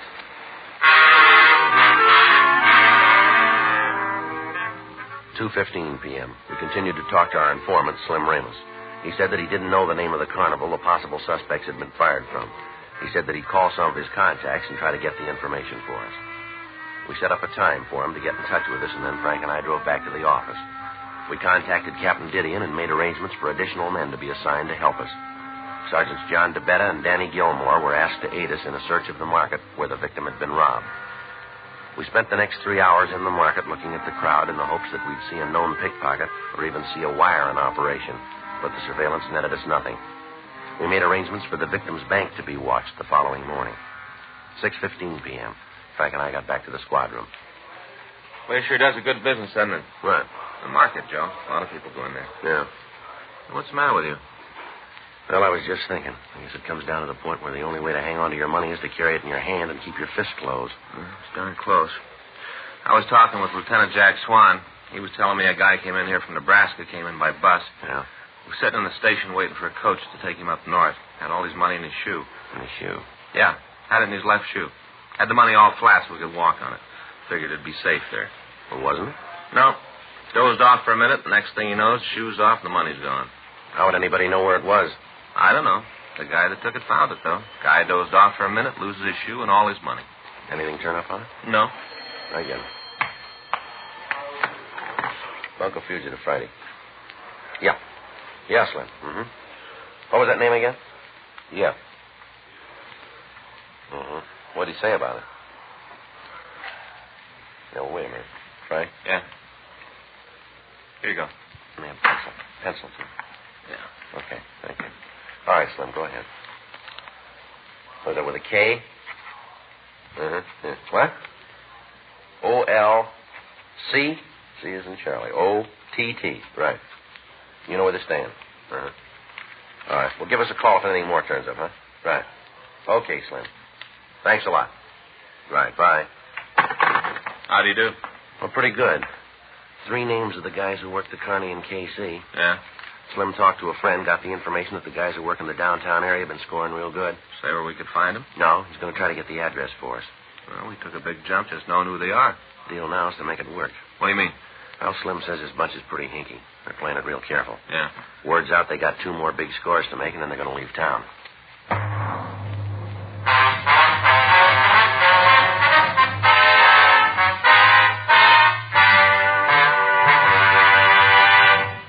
You are listening to Dragnet, the authentic story of your police force in action.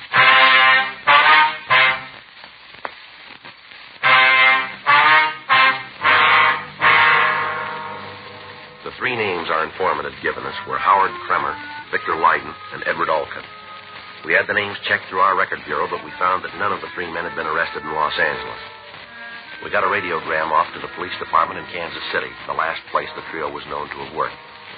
We asked that all information on the thieves be forwarded to us. We also sent a teletype to George Brereton up at Sacramento, CII, asking him to check the names for us. The following morning, Wednesday, May 11th, we got word from Kansas City that the officials there were forwarding mugshots and descriptions of the 3 men. During the day, Frank and I met with Captain Didion, and a surveillance of the downtown area banks was set up. On Friday morning, when Frank and I checked into work, a special delivery letter was waiting for us. In it, we found the records and pictures of Kremer, Leiden, and Olcott. The pictures were handed over to the photo lab, and they started to reproduce them. The descriptions were sent to the print shop, and MO sheets were made up. As soon as possible, the pictures and the bulletins were distributed to all bank guards in the area. Additional officers from Bunko Fugitive were placed in the vicinity. Frank and I maintained a rolling stakeout in the downtown area. At 9 p.m. Friday night, the banks closed, and we'd gotten no report that the thieves had worked. Local broadcasts were gotten out on the men, but there were no replies. Monday, May 16th, the plan was put into effect again. No results. Tuesday, the gang didn't work. Began to look as if they might have closed up operations in Los Angeles and moved on. Wednesday, May 18th, Frank and I came back from lunch. I get it. Bunko Fugitive Friday. Yes, sir. That's right. Where? Right. No, don't do anything to let them know. Right. Well, let's go. Something good? The shover, bank guard, just spotted him.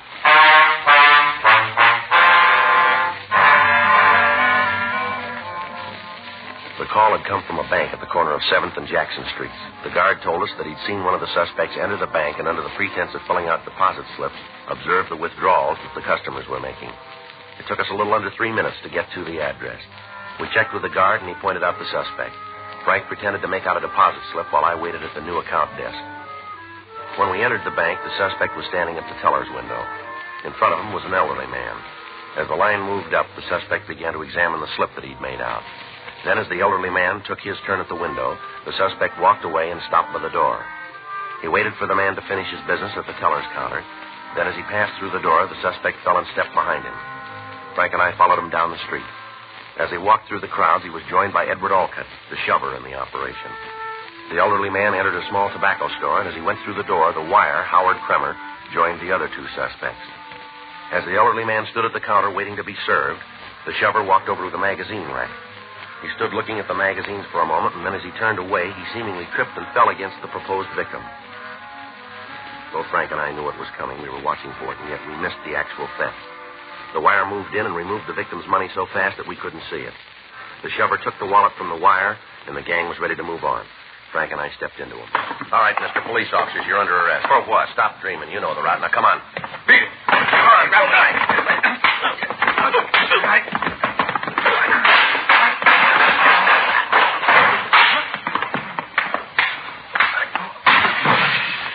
All right, mister, come on your feet.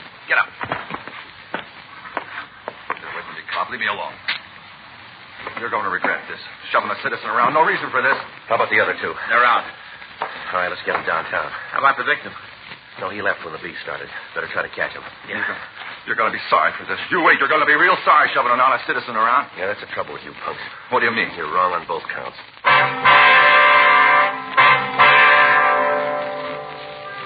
The 3 suspects were taken into custody and brought downtown. The victim's wallet was found on the person of Edward Olcott. It was identified by the owner and booked as evidence. 3:15 p.m. We took the wire, Howard Kremer, to the interrogation room.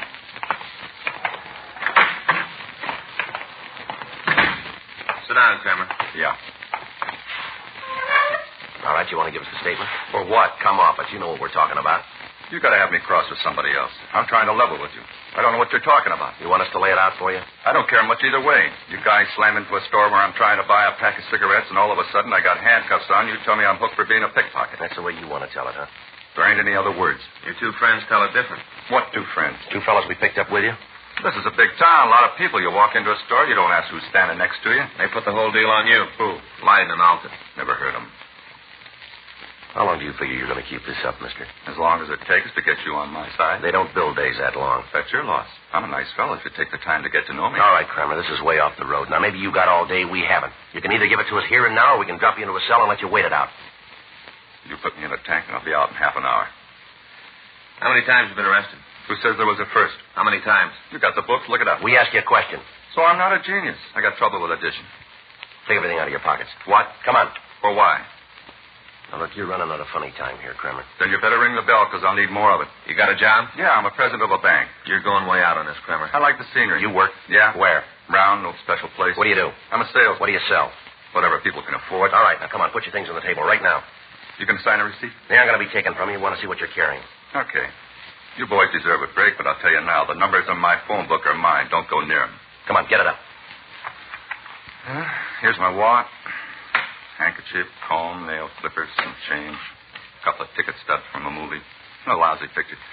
Cigarette lighter, that's it. You got any money in that wallet? Yeah. How much? I don't know. I don't pay much attention to how much I'm carrying. You can't even come close to how much you got. No. Take it out and count it. Okay. 1, 2, 3. All right. Comes out to $3,700. You must do real good at that salesman's job. Company pays big commissions. I'd put the money in your pocket. Why don't you put it in yours? What'd you say? Look, cop, I've been around. I've been with most of the carnies in the country one time or another. I know the score. There ain't a place in the world that the fix can't be put in. Now, why don't you just take the money? You drop it in your pocket, and I'll forget I was ever in here. Won't be nobody hurt. The old guys may be out a couple of $100, but so what? He won't miss it. Why not put the fix and we'll both come out all right? No, the fix just curdled, Kramer. What? You said we had the record. Well, you called it. We got all the word about you. Way down the line, you talk about how you worked with carnies. How long? Huh? What's the longest time you ever stayed with one outfit? I like to move. Yeah, sure you do. That's the way the people who run the show want it. Decent carny doesn't want a guy like you around. You or anybody like you. You've been on the road taking money away from people who can't afford it for a long time. Now we nail you, and you come in here acting like a big man. You do the indignant bit, and then when that doesn't work, you try to buy your way out. Well, you've had it, mister. We know it, and your two buddies know it. When are you going to take a good look? You really figure you've got it made, huh? We know we have. The other two guys really cop out? The whole thing. All comes down to how you engineered it. You buy what they say? We buy it. Uh-huh. Then there isn't much more for me to say, is there? Not a great deal, no.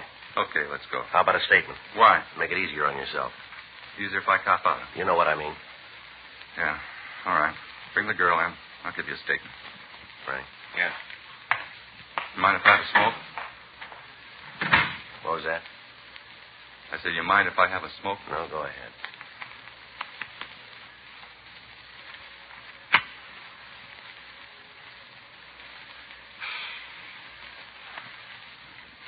Wild one, isn't it? What? Had it all down so pat.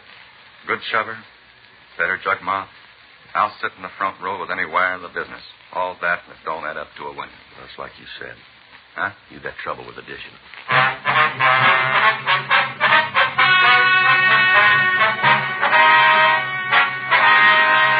Howard Nathan Kremer, Edward Francis Alcott, and Victor Frederick Lyden were tried and convicted on 6 counts of grand theft money and received sentence as prescribed by law.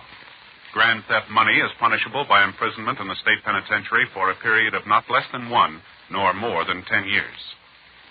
Dragnet is a presentation of the United States Armed Forces Radio Service.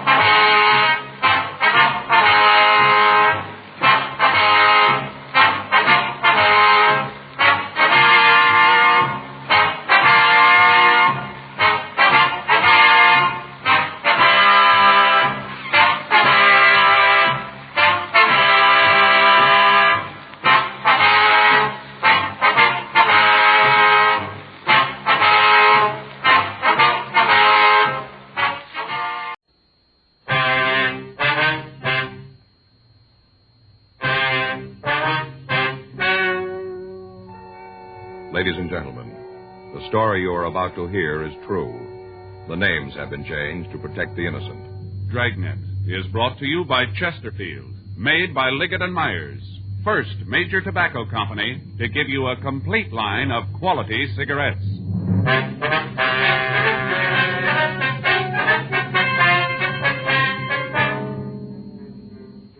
You're a detective sergeant. You're assigned to robbery detail. A gang has hijacked and robbed a bank truck. They've stolen over $100,000. There's no lead to their identity. Your job? Get them. During this holiday season, young America, all of us, will be concentrating on our favorite winter sports. Ice skating, bowling, basketball, skiing. One thing you'll notice, whatever young America does, wherever it goes, Chesterfield goes along. Yes, Chesterfield is the choice of young America. Chesterfield is the choice of more thousands of smokers everywhere. People are learning the facts about Chesterfield, learning that Chesterfield is highest in quality, low in nicotine, learning that Chesterfield is really mild, really satisfying. So how about it, friends? Change to Chesterfield yourself. Smoke America's most popular two-way cigarette. Regular and king-size Chesterfield. Best for you.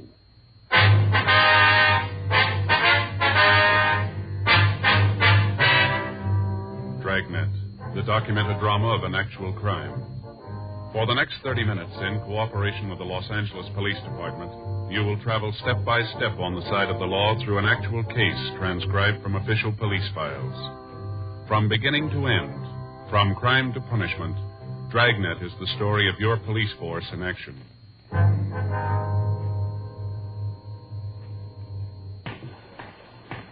It was Thursday, June 5th. It was warm in Los Angeles. We were working the night watch out of robbery detail. My partner's Frank Smith. The boss is Chief of Detectives Thad Brown. My name's Friday. I was on my way back from the business office, and it was 10:52 p.m. when I got to room 27A. Robbery. Did you get him? Yeah, here's the gun. You got the double-aught buck? Yeah, Jack. Here you go. Any word yet? No, we ought to be hearing pretty quick. Nothing from Herman and Benson, huh? Last we got from them, they were over on Hobart. No action there? Nothing. I get it. Robbery Friday. Yes, ma'am. That's right. Well, when was this? No. No, that's a burglary. If you'll hold on just a minute, I'll have you switch them. Yes, ma'am. Hold on just 1 minute. Would you give this call to 2524, please? That's right, burglary. Thank you. Woman who wants somebody to come out and talk to her about her husband's work pants being taken from the clothesline. You should have gone out. Yeah. You got a cigarette? I'm fresh out. Here you are. Got a man? Yeah, thanks. Well, you might as well sit down, take it easy. You got no idea how long we're going to be here. Guess so. You know, I'm still not real sure about how this tip came in. You want to fill me in? Call came through this afternoon. Man refused to give his name, just said he had some information he thought we'd like to have. No idea who it was, huh? No. Said it wasn't important. Went on to say that he could tell us where to pick up the men who held up the bank truck. Well, I figured it might be a crank, so I asked him how we could be sure the story was true. How'd he answer that? Said he could prove it. Said he had some of the serial numbers on the stolen bills. You check out? Yep. Gave me the numbers from 10 of the 20s. I checked the serial numbers. They're good. And that's when he said he'd call back, huh? Yeah, said he'd call tonight around 10 and give us the address where we could pick up the men. It's late now, about an hour. Yeah. But he knows what he's talking about. We got to be here when the phone rings. No way of getting an ID on him, huh? None. What'd he say about the men? They heavy? From the way he tells it, they're loaded. Got all the guns and ammunition they need to hold out for a week. He knows that. Why couldn't he give us the address this afternoon? He said he wanted to put a lot of distance between him and the rest of them. See how many there were? Not right out. The way he talked, though, we figured there's 3. Any names? No, said he'd tell us where to pick them up. Said when we blew the whistle, they'd tell us. I'd be a little tight taken then, huh? If the way they handle the guards on the truck is any indication, it isn't going to be a picnic. How many men we got? Herman and Benson, we can call them in. Murph and Rafferty, Stewart and Creasy. Where are they now? Well, I saw Murph and Raff down at the business office just a minute ago. Said they'd be right in. I get it. Robbery Friday. Yes, it is. Where? Yeah, put him through. Call from San Francisco. Operator says station to station. Might be our boy. Huh. You'd have to fly up north to get here this fast. Airlines don't ask for recommendations when they sell a ticket. Wait just a minute. This Friday. Who's this? Okay, if that's the way you want it. Yeah. Give me that address. All right, let me read that back to you. 1657 Garfield Place, apartment 408. Is that right? Okay. Why don't you tell us your name? It won't do any... Hello. Oh, he hung up. I'll have the business office get on it, see if they can come up with a number. You got the address? Yeah, I got that here. The way he put it, job might be tougher than we figured. What do you mean? Well, I asked him his name. I told him it wouldn't make any difference if he told us. Yeah? He said make a lot of difference. Said they'd kill him if they found out that he faked on them. That figures. Yeah. Said that when he reads in the papers that they're dead, then he'll come in. When they're dead? Yeah. Says we won't take them alive. 10 days previously, on Thursday, May 26th, 3 men had stopped an armored truck on its way to the Federal Reserve Bank. The truck had stopped for collection on Wilshire Boulevard. The 3 hold-up men had approached the truck and produced sawed-off 12-gauge shotguns. At gunpoint, 2 of the men forced the drivers to go out to the San Fernando Valley. The third followed in another car. On a side road south of Ventura Boulevard, the suspects had tied and then beaten the driver and the guard. The 2 men were placed in the back of the truck, and after stealing all of the cash in the vehicle, the thieves had driven off. As soon as the theft was discovered, men from the Federal Bureau of Investigation were notified. Together with them, Frank and I followed down every lead. The crime lab went over the truck but found nothing that would help us in getting to the thieves. Latent fingerprints were able to come up with nothing. The driver of the truck and the guard had been shown the mug books, but they were unable to make an identification. The method of operation was checked through the stats office, but when the leads that developed were checked out, we were in the same position as when we first got the call. We had no idea of who the thieves might be. Descriptions obtained from the 2 victims were broadcast to the entire nation, but there were no kickbacks. The FBI weighed and sifted all evidence in its Washington headquarters, but they came up with the same results we had. Nothing. The phone call from the informant was the first concrete lead that we'd gotten. There were 9 men from Robbery Division and 3 teams from the FBI in the operation. From the information we had, we knew the suspects were armed and they were dangerous. The people in the building were gotten out of their apartments. The building itself was completely surrounded. 1:36 a.m. We moved in. Boys in the street are set. Let's go. All right. Did you check the manager? Yeah. Descriptions of the men in the apartment match the one we got from the driver. The truck checks out to be the same guy. The manager say how many there were? 3. She's not sure they're all in. All right.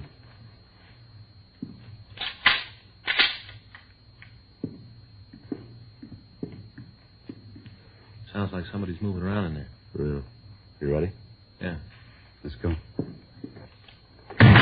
Police officer, stand still. What are you doing in here? You here alone? Yeah, alone. What are you looking for, convention? Where are the other 2? What 2? Nobody else, Joe. Closet over there looks like an arsenal, loaded with guns. A couple of sawed-off shotguns. You guys got no right to come in here like this. I don't know what you're looking for, but you ain't going to find What's it. your name? Hank Peterson. You rent this apartment with 2 other guys. Manager tells us that they're Harvey Fitzgerald and Lou Colton. Is that right? Yeah, they live here. Where are they now? I don't know. Out. Maybe to a movie. I don't know. When do you expect them back? Well, look, they're big fellas now. They don't have to get me to sign a report card. They do what they want. They went out. I don't know where. They didn't tell me. They also didn't tell me when they'd be back. What's this all about? Where'd you get those guns in the closet? They don't belong to me. Who do they belong to? One of the guys. Which one? Why are you coming in here and asking all these questions? I ain't done nothing. You got no beef with me. I don't know anything about the guns. Maybe Lou likes to hunt. I don't know. They belong to Colton, huh? Yeah, he brought them. You don't know where he is now? I told you. If I knew where he was, I'd tell you. I don't want any trouble. I don't like to have people pointing guns at me. Would you put that one away? Turn around. What? I said turn around. Get over to the wall. Put your hands up on it. Big deal. What happens now? You kick my feet out and I fall down? Stand still. I'll get it, Joe. You ain't gonna find nothing on me. I tell you I'm clean. Nice try, Peterson. Here's a .38 Colt. Joe had it in his belt. You go around pretty heavy for a fellow that doesn't want trouble, don't you? I carry a lot of money. Sometimes I think some guys are trying to take it away from me. I got to protect myself. Yeah. Anybody's got the right to protect himself. Yeah, you got a permit for this gun? No, I didn't get around to it yet. I'm going to, though, right away. I'll get one. You know how it is. You mean to do something, but you forget. Hey, can I stand up straight now? Yeah. Come on, Peterson. Get your hands behind you. Maybe you guys will tell me what this is for. What are you looking for? We'll tell you downtown. Well, you know you're making a big mistake. Is that right? Well, sure, you really call this one wrong. You're dragging in an innocent man. I'm clean. I made a mistake when I didn't register the gun. I'll cop to that, but that's the edge. I don't go past there. No, you got it wrong, Peterson. Read me how. We got you going in for the bank truck robbery. You and your 2 friends, you're going to stand for it. Keep talking about my 2 friends. I got no friends. I move in with a couple of fellas. All of a sudden, I got a piece of some action they're shoving. You got it wrong, cop. You aren't going to tell us you happened to be here at the wrong time, are you? Look, I'm from Chicago. I got a lead on a job out here. It gets cold in Chicago in the wintertime. I don't like the cold. Get a lead on a job out here in California, so I put an ad in the paper telling how I'd like to drive out with the guy, share expenses. The fellow that answers the ad wants to leave when I got to go is Lou Colton. I took a third of the tab driving out. We got into town. He's got this apartment lined up, this one right here. I got no place to stay, so he says for me to pad down with him. That's it. The beginning, the middle, the end. Anything outside of that, I don't know. If you got trouble with Lou, then take it up with him, but don't make me fit in. I got no part of the action. I don't want any. What about the gun? Hmm? The gun you had on you. I tried to explain that. I meant to get a permit for it. I didn't get around to it yet. What about the ones in the closet? Well, talk to Lou. They belong to him. Maybe he's going to open a museum. All right. Let's get out of here. Come on, let's go. Look what you did to the door, breaking it up like that. No reason. All you had to do was knock. Landlady's going to be pretty sore about it. I'd have let you in if you'd have knocked. Breaking up a door like that, she's going to be real sore. Probably won't talk to me. Well, it's going to be a while before she's got the chance.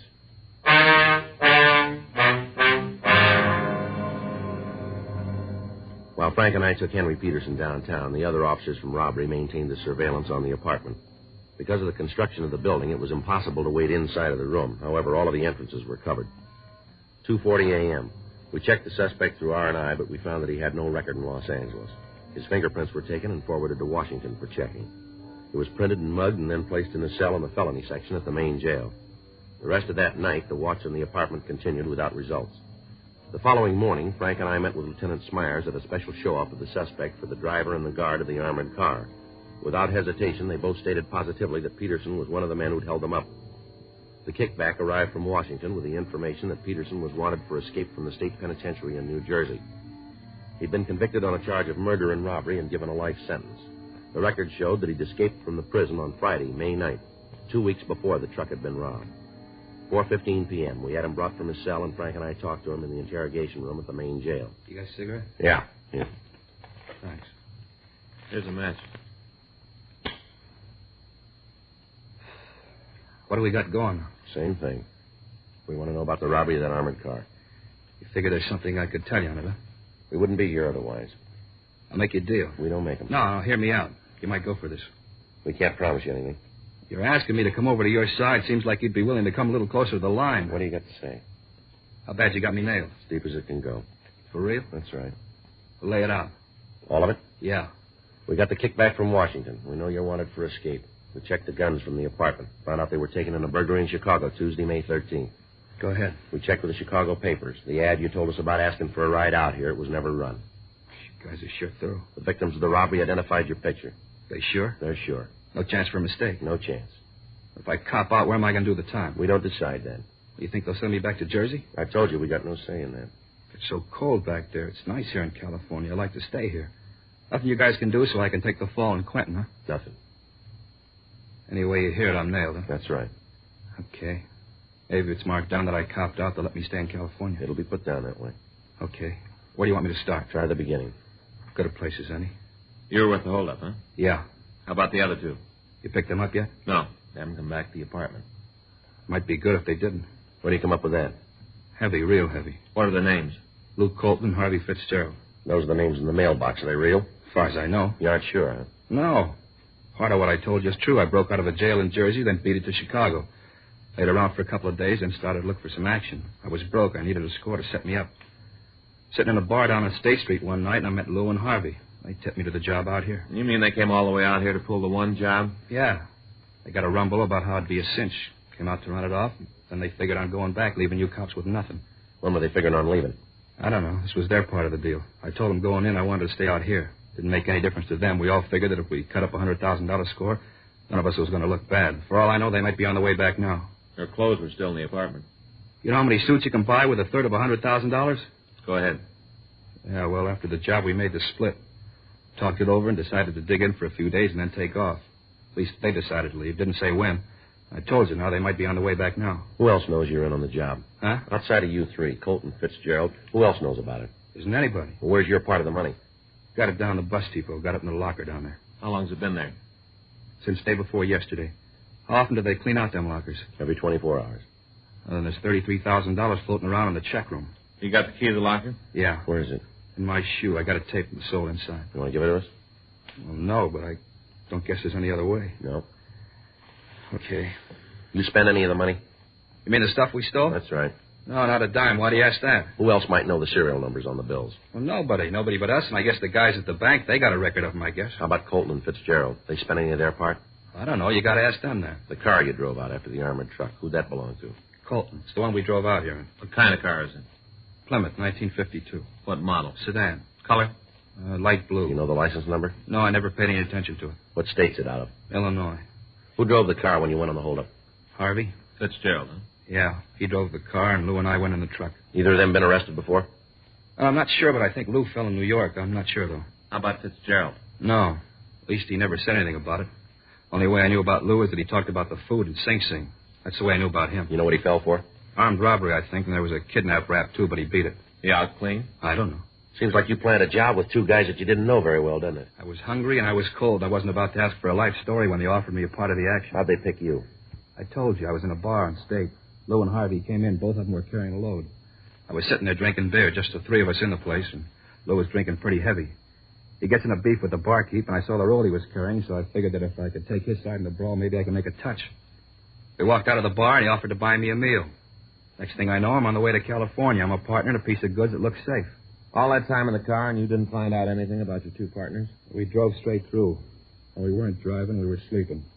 Anyway, I wasn't a solid member of the club. I wasn't about to get my nose mashed in for having it someplace where it didn't belong. I figured if they wanted me to know something, they'd tell me. You go with them for the guns? No, they already got those when I fell in. You knew they were stolen? Guys turn up with that kind of muscle and can't come from anywhere else. Sure, I knew it was stolen. Colton and Fitzgerald have any friends out here? No, not in L.A. Anywhere on the coast? Well, I hear Lou's got some people up north. Where? Maybe San Francisco, Marin County, I don't know. Might even be Oakland. Somewhere around the Bay Area. They say anything about going up there? No. Of course, they might have. The way Lou likes to eat, coming out here, he'd go 10 miles out of the way because he knew a place that had a good chili size. Think nothing of it. Never saw anybody who liked to eat so much. Real gourmet. Only with him, it was glutton. He mentioned any names of people he knew up north? No, just said he had people. Anything about the car they're driving that'd make it easy to spot? What do you mean? Well, like a dented fender, a scratch, anything to identify it. Yeah, it might be something. There's a kind of scratch in the back left fender, I think. Woman backed into us on the way out here. Cut right through the metal. You think of any reason why they might ditch the car? No. We kept a close tab on the papers right after the job and looked to see how much you had on it. When we didn't see anything, we figured the car was all right. I don't think they'd ditch it. It'd be pretty easy to trace. Lou owns it outright. Unless he wanted to try to grab cold plates, he'd drive it like it was. Okay. We'll get you your things, and you can come over to City Hall and make a statement. How about the key to the locker? Oh, yeah. There it is. Probably some money due on the package I'll have to owe you. We'll take care of it. Too bad, isn't it? What's that? $33,000. I haven't got the dough to bail out the package. Well, it works out even. What? You'd have no place to spend it.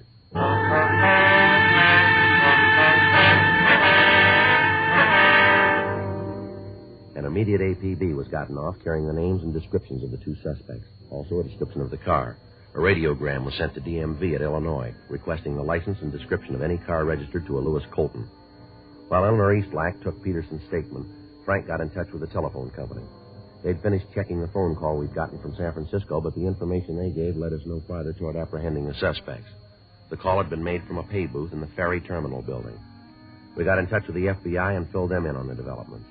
As a result of Peterson's statement, the number of men maintaining the surveillance at the apartment on Garfield Place was cut to one team working days and one team working the night watch. We put a call in to San Francisco and talked to Chief of Inspectors James English. We filled him in on what had happened. He assigned Inspectors Sutton and Zimmerman to work with us on the case. 5:46 p.m. We checked out a trip car and we left for San Francisco. It took us a little under 10 hours to drive the 405 miles between the two cities.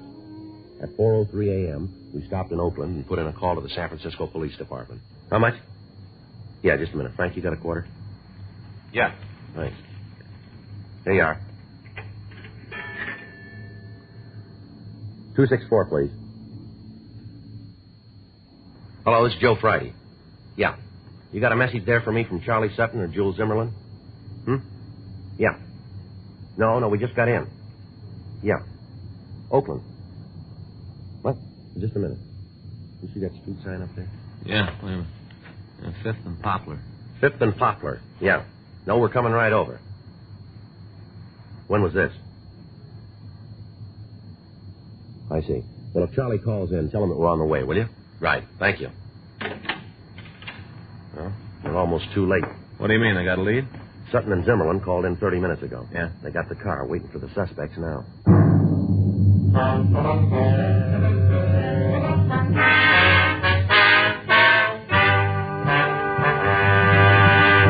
You are listening to Dragnet, the authentic story of your police force in action.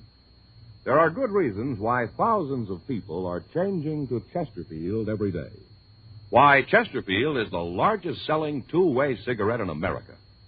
Why Chesterfield is best for me and best for you. To sell a product, you have to make it good and keep it good. What do the latest reports show about Chesterfield? Well, our research laboratory has compared it with the leading cigarettes in the country. Chesterfield is highest in quality, low in nicotine. People these days want facts. When you want people to use your product, you have to tell them what effect it has on people who do use it regularly. That's why a doctor has examined for almost 2 years a large group of Chesterfield smokers. 45% of them have, on the average, been smoking Chesterfields for well over 10 years. What is the effect on these people from smoking Chesterfield? No adverse effects to the nose, throat, and sinuses, says the doctor, from smoking Chesterfield. Consider Chesterfield's record with those smokers, with millions of other smokers throughout America. Another good reason for you to change to Chesterfield. Regular or king size, Chesterfield is best for me and best for you.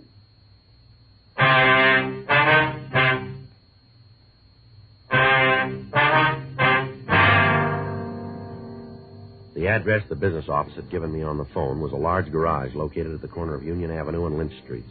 When Frank and I got there, we met with Inspectors Sutton and Zimmerman. They told us that when they'd gotten the APB, a call had gone out immediately to the officers in the city to be on the lookout for a 1952 blue Plymouth with a dent in the left rear fender and carrying Illinois license plates. The suspects had parked the car in a no-parking zone on O'Farrell Street between Taylor and Mason Streets.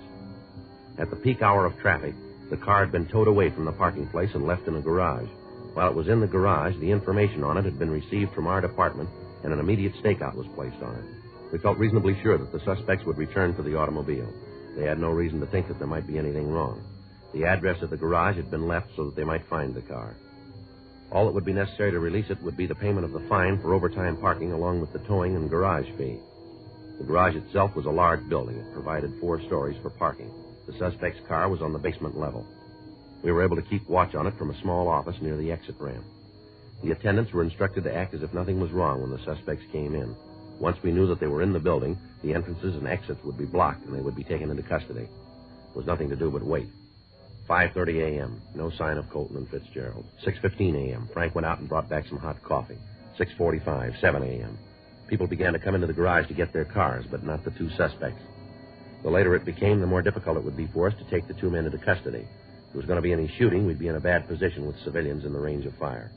7:30, 8, 8:04 a.m.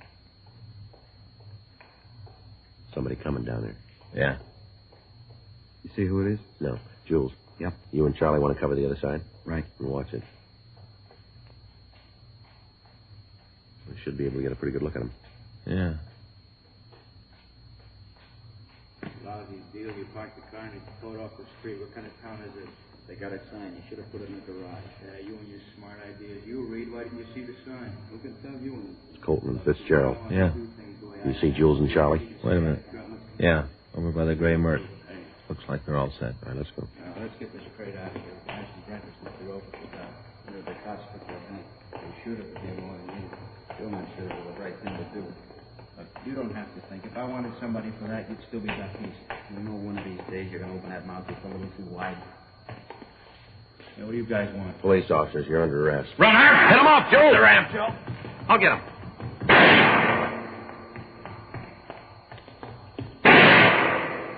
Colton, this isn't the way out. You follow your own laptop. The doors are blocked, Colton. You're in here for good. You're wearing the wrong kind of glasses. I'll get out. Now, look, we got you for robbery. Don't make it any more. Joe? Yeah. He's over in the corner. How about Fitzgerald? Sutton and Zimmerman got him. 2 of their guns in their lap. On no part of trouble. Colton doesn't figure it that way. I'll try to get around him. All right, watch yourself.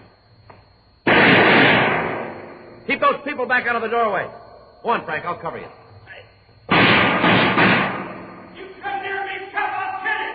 There's 3 more, Colton. You aren't going to get by all of us. Your partner quit. Why not be smart like him? He's not smart. He's scared. All right, Colton. I'm coming to you. You do it, you'll be dead when we get here. Throw down that gun. Colton. Colton. You see him, Joe? No.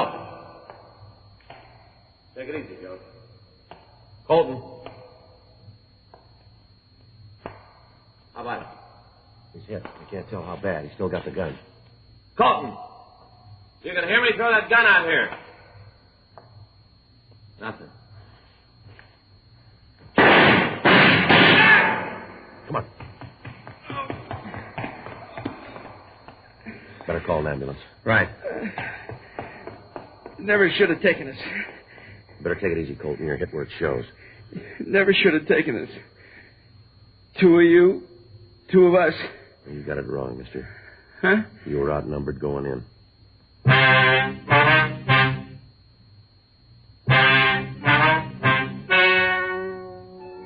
The story you have just heard is true. The names were changed to protect the innocent.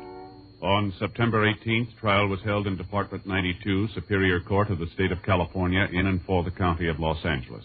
In a moment, the results of that trial. Now, here is our star, Jack Webb. Thank you, George Fenneman. The Chesterfield Christmas carton is the most talked-about gift of the year. It features the covered bridge, which, of course, inspired the Kissing Bridge song, now a highlight of the Radio City Music Hall Christmas show. The carton itself is featured in most of the 1,300,000 retail tobacco stores coast to coast. This Christmas, do what I'm going to do. Give America's most popular two-way cigarette, regular and king-size Chesterfield. Best to give, best to get for Christmas.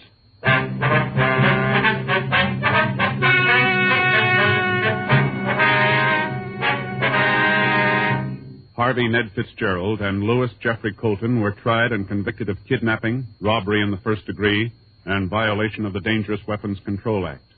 They were found guilty and sentenced as prescribed by law. Kidnapping is punishable by imprisonment for a period of from 1 to 25 years in the state penitentiary.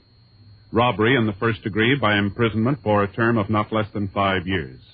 Violation of the Dangerous Weapons Control Act by imprisonment in the state prison for a period of not less than 5 years.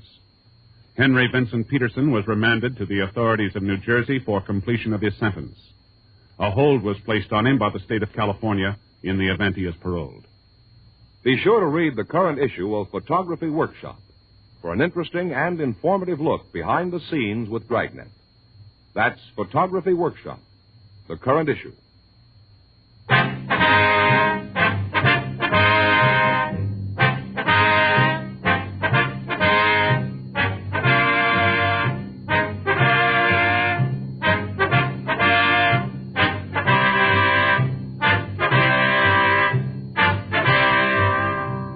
You have just heard Dragnet, a series of authentic cases from official files. Technical advice comes from the Office of Chief of Police W.H. Parker, Los Angeles Police Department. Technical advisors, Captain Jack Donahoe, Sergeant Marty Wynn, Sergeant Vance Frazier. Heard tonight were Ben Alexander, Herb Ellis, Vic Perrin. Script by John Robinson. Music by Walter Schumann. Hal Gibney speaking. Watch an entirely different Dragnet case history each week on your local NBC television station. Please check your newspapers for the day and time. Chesterfield has brought you Dragnet, transcribed from Los Angeles. Buy new Fatima, the smooth smoke, with Fatima tips of perfect cork. King size for longer filtering, and Fatima quality for a much better flavor and aroma.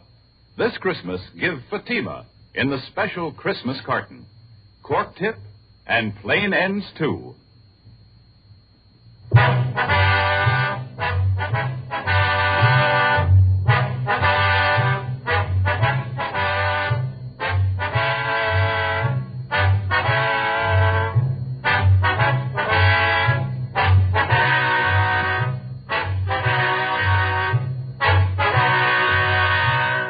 Hear Merrill Muller and the news next on the NBC Radio Network.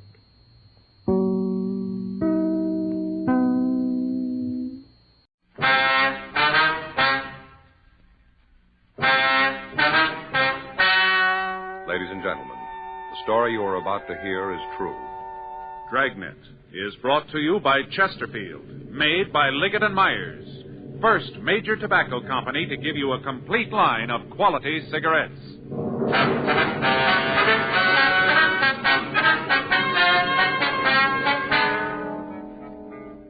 You're a detective sergeant. You're assigned to burglary division. You get a call that an important piece of religious art has been stolen from the oldest church in Los Angeles.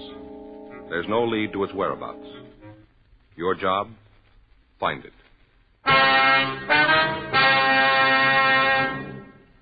To sell a product, you have to make it good and keep it good. What do the latest reports show about Chesterfield? Well, our research laboratory has compared it with the leading cigarettes in the country. Chesterfield is highest in quality, low in nicotine. Another good reason why thousands of people are changing to Chesterfield every day. Smoke America's most popular two-way cigarette. Regular or king size, you'll find Chesterfield really mild, really satisfying, best for you.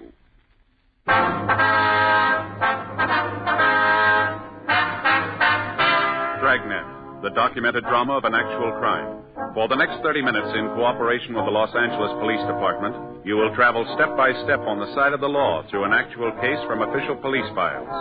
From beginning to end, from crime to punishment, Dragnet is the story of your police force in action.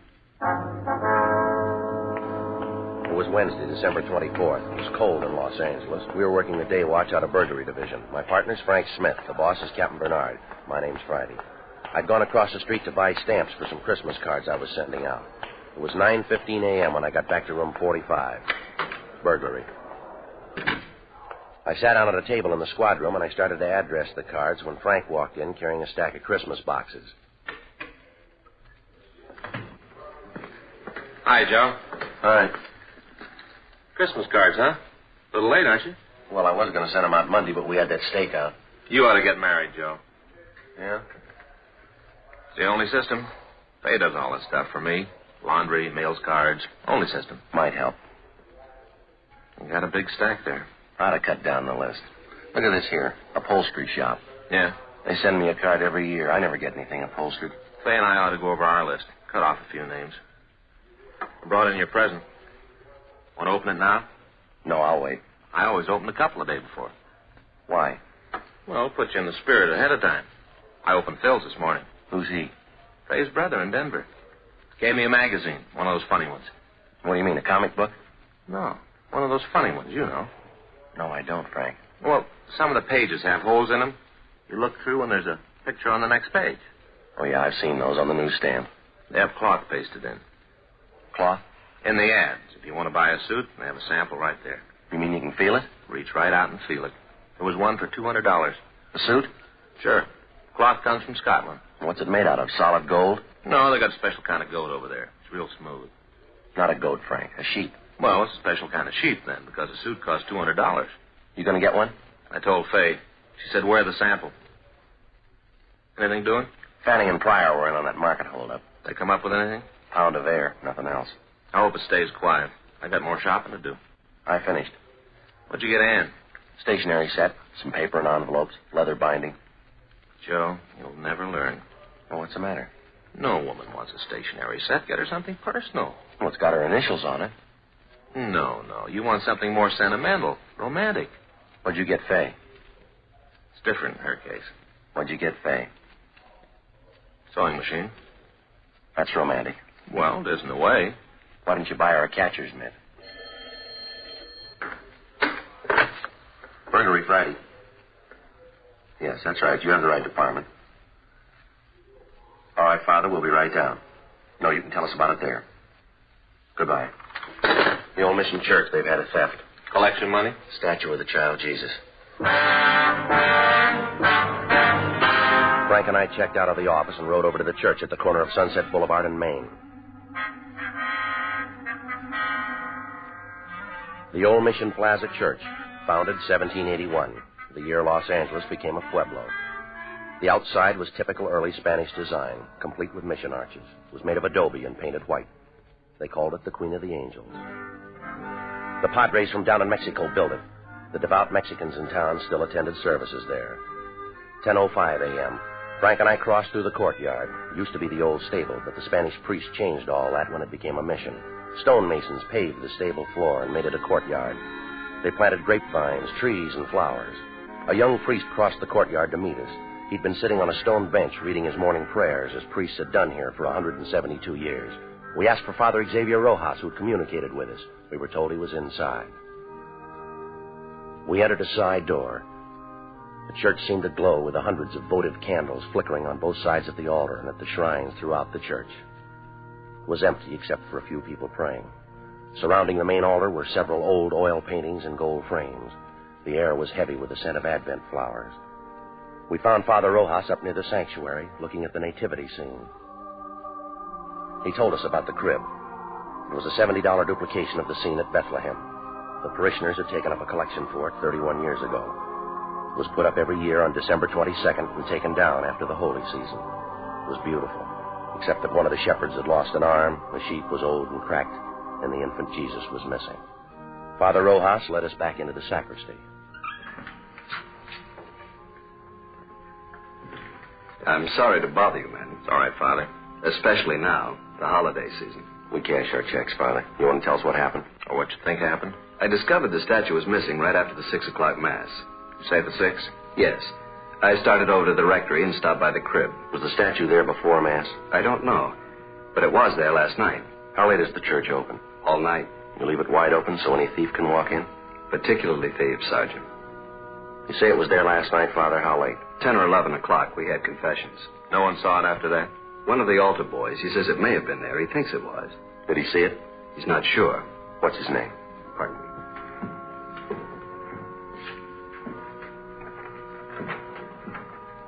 Here's the schedule. You'll find the names for every Mass there. Was there a big crowd at the 6 o'clock Mass, Father? Not too many. 7's the big one. People on their way to work. Did anyone stay after Mass, did you notice? Not especially. I came back here, took off the vestments. I suppose it was 10 or 15 minutes before I went back into church. It was empty then? No, people were coming in for the 7 o'clock. Are these the altar boys, James Cornine and Joseph Heffernan? That's right. Joe's the one who mentioned it might have been there. Did you check with the other priests, Father? Before I called you. None of them knows anything about it. Just for a check on the pawn shops, how much is the statue worth? In money? Well, that's the point in pawn shops, Father. Only a few dollars. We could get a new one, but it wouldn't be the same. We've had children in the parish. They've grown up and married. It's the only Jesus they know. We understand. And we've had children who died. It was the only Jesus they knew. So many of the people who come here are simple people. They wouldn't understand, Sergeant. It would be like changing the evening star. We'll do our best, Father. That's why it would mean so much to have it back for the first Mass on Christmas. It's not very long, Father. Less than 24 hours. If anything turns up here, you know where to get in touch with us. Yes. Sad, isn't it? How's that? In so short a time, men learn to steal. Yes, but consider us, Father. Us? If some of them didn't, you and I'd be out of work. 10:50 a.m. We notified pawn shop detail. Frank and I checked out the two altar boys. The first one, James Cornine, said he knew nothing about the missing statue. The second one, Joseph Heffernan, was not at home. His father said he had a part-time job, but he'd have him get in touch with us right after lunch. By 11:30 a.m., we'd run out of book procedure. We had a man to find. Our only clue, he'd been to church. 11:33 a.m. We checked the phone books for the names of religious stores in the area. 2 of them were closed. We tried the third. When we got there, the only person in the store was an elderly man sitting by a table. In front of him was a large, beautifully carved chess set.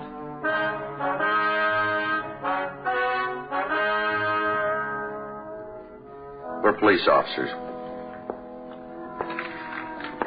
My name's Friday. This is my partner, Frank Smith. Great to see you. Caught me in the middle of a big chess match. Where's your partner? Up in San Jose. We've been playing for years. Same match? No, just 2 or 3 months on this one. What I meant was we've been playing different matches for years. I see. You know, we do it through the mail. I send him a move, he sends me one. Must keep you on your toes.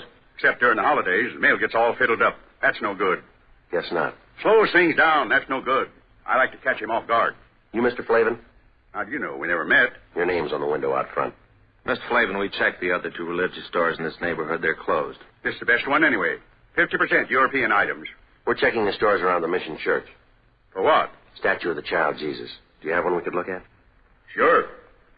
No, sir, a larger one. You don't want a larger one, unless it's for a church. That's where you want a larger one. Could we see it, please?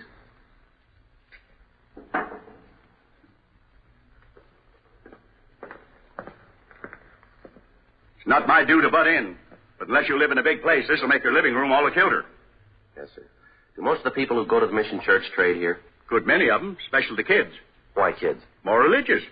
Check on yourself. See if kids aren't more religious than you. Might be so. That's what's wrong with the world. Oh, I don't mean you're wrong with it. Everybody. Yes, sir. What if we could stick to the point, Mr. Flavin? Sure. A lot of people from the mission church come in here. Do people ever come in and sell back a religious article? Like a prayer book or rosaries? Yes, sir. Second hand, you mean? Yes, sir. Not since I've ever been around. It's silly. Why? People don't have religious articles so they can get rid of them. They have them so they can have them. But if a man had a statue and wanted to sell it, he'd come to a place like this. Sure, but he wouldn't want to sell it. He would if it was stolen. No, sir. If a man was to steal a statue, he'd be crazy or something like that. The only place he'd want to go is where crazy people are. You may be right, Mr. Flavin. I don't know what you fellas are looking for, but if it's somebody who stole a statue, he's crazy and you won't find him. You won't find him as long as you live, or in 1,000,000 years. That should cover it. We checked religious stores out as far as Van Ness. We asked the same questions. The owners gave us the same answers, but none of them were as encouraging as Mr. Flavin. Frank and I had lunch and reported back to the office. It was 1:30 p.m. when we started into the squad room. The captain was just coming out. I just checked for you in the lunchroom. And we've been down on that theft at the mission. Making some action on the Patterson case. They locate him? I think he's on the bus from Sacramento. Well, that means the Bakersfield police. We'll wait and see.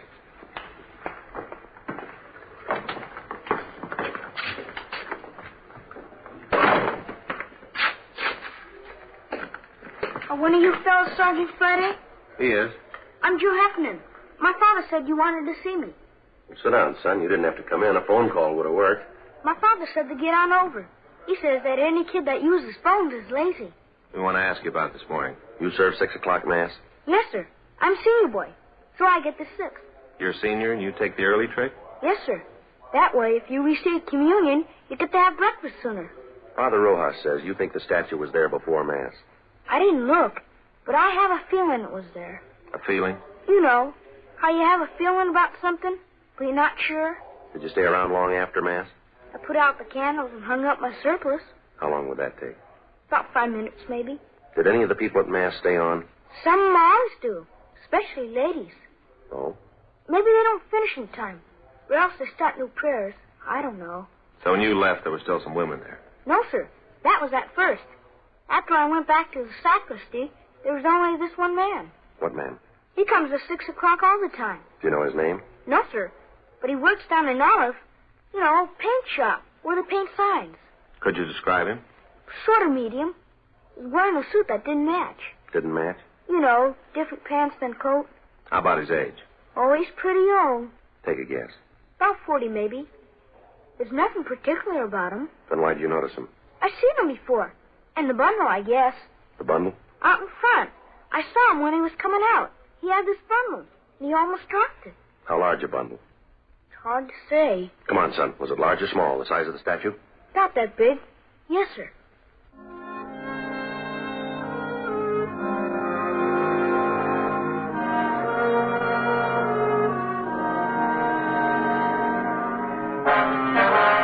We located the sign shop. The suspect didn't work there anymore, but we discovered his name was Claude Stroop. We found out where he lived. 2:25 p.m. We arrived there. It was a hotel for men, mostly old men, mostly down and outers. It was called the Golden Dream. Police officers. We're looking for Claude Stroop. Hope Claude didn't get in any trouble. So do we. Is he in? No. He's got room 307. You can check if you like. We'll take your word. Were you on this morning? Huh? Yeah, the early shift. Well, we don't have shifts. My uncle owns the place. I'm the shift. Did Stroop spend last night here? Came in about 11. When did he leave this morning? Around 6, maybe before. Did he come back after? 8 o'clock or so. Then left. Supposed to be back at 10. And pulls this trick. What trick? Our program. He knows the other fellas need him. Program? You're here at the hotel. Every Christmas we have a program. Put up a tree and sing. They're mostly old fellas. Singing like that makes them remember back when they were kids. Then Jimmy Finn comes on. Jimmy Finn? He shares number 409.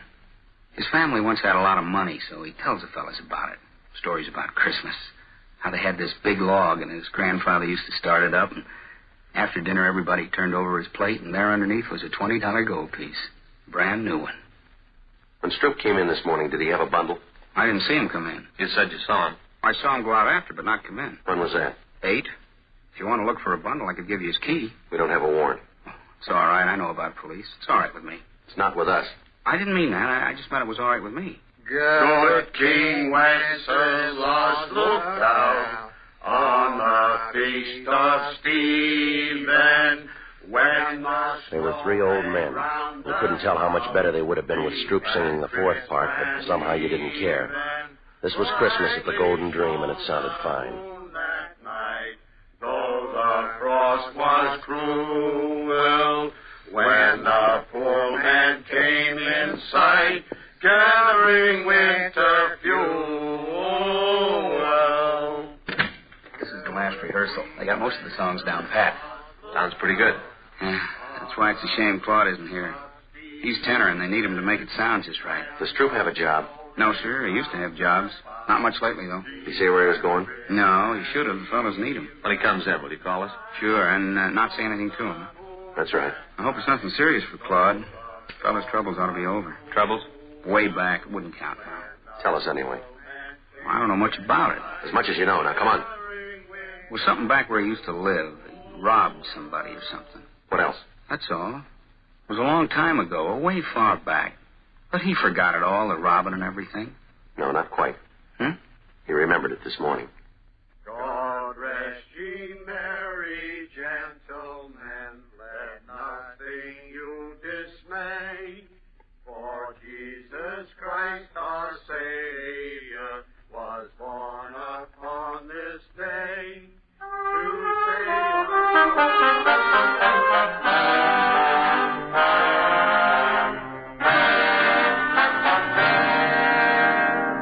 We went back to the office and ran Stroop's name through R&I. If he'd been booked anywhere, we had no record of it, at least not under that name.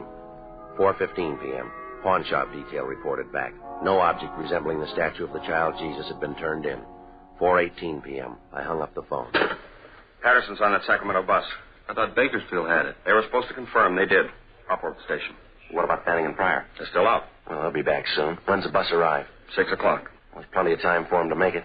There's more time for you. We're still in that theft. Can it wait? No. What is it, $10, $15 statue? When's the price determine a case? I realize it's a church statue, but that doesn't give it priority. It's important to them, Captain. Joe and I promised to get it back. What do you got on it? Nothing much. And why are you so big-hearted? Burglary Friday. When? No. Don't say anything. No. Right. It's Claude Stroop. He just walked into the hotel. He's our suspect. Nobody's leaked to him? No. You'll keep. You can run him down tomorrow. It'll be too late then. They need it for the first mass in the morning, Skipper. It's kind of a big thing for them. I'm sorry. I can't juggle details around so you can get a statue back. If there's time later on, we'll do our best. Yes, sir. You better get over to the station. Yes, sir. Will you call Father Rojas over at the mission? Why? Tell him we're too busy to work on that statue. But we'll do it later. Tomorrow or when we get a chance. Why can't you call him? Well, we better get over to the station. If Patterson's on that bus, we don't want to miss him. All right, I'll call him. Friday. Yeah. I can send Fanning and Pryor over. You might as well stay on that other thing. Whatever you say, Captain.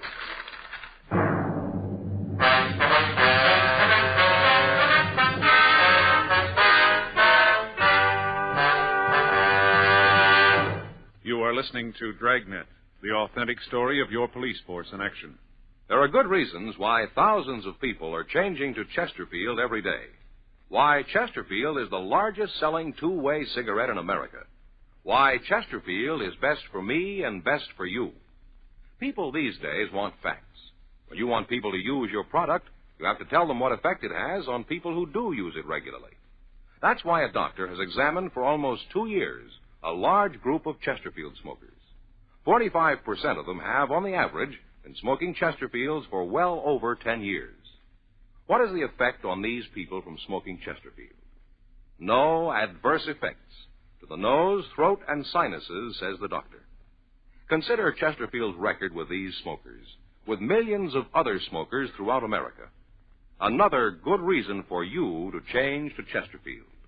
Regular or king size, Chesterfield is best for me, best for you.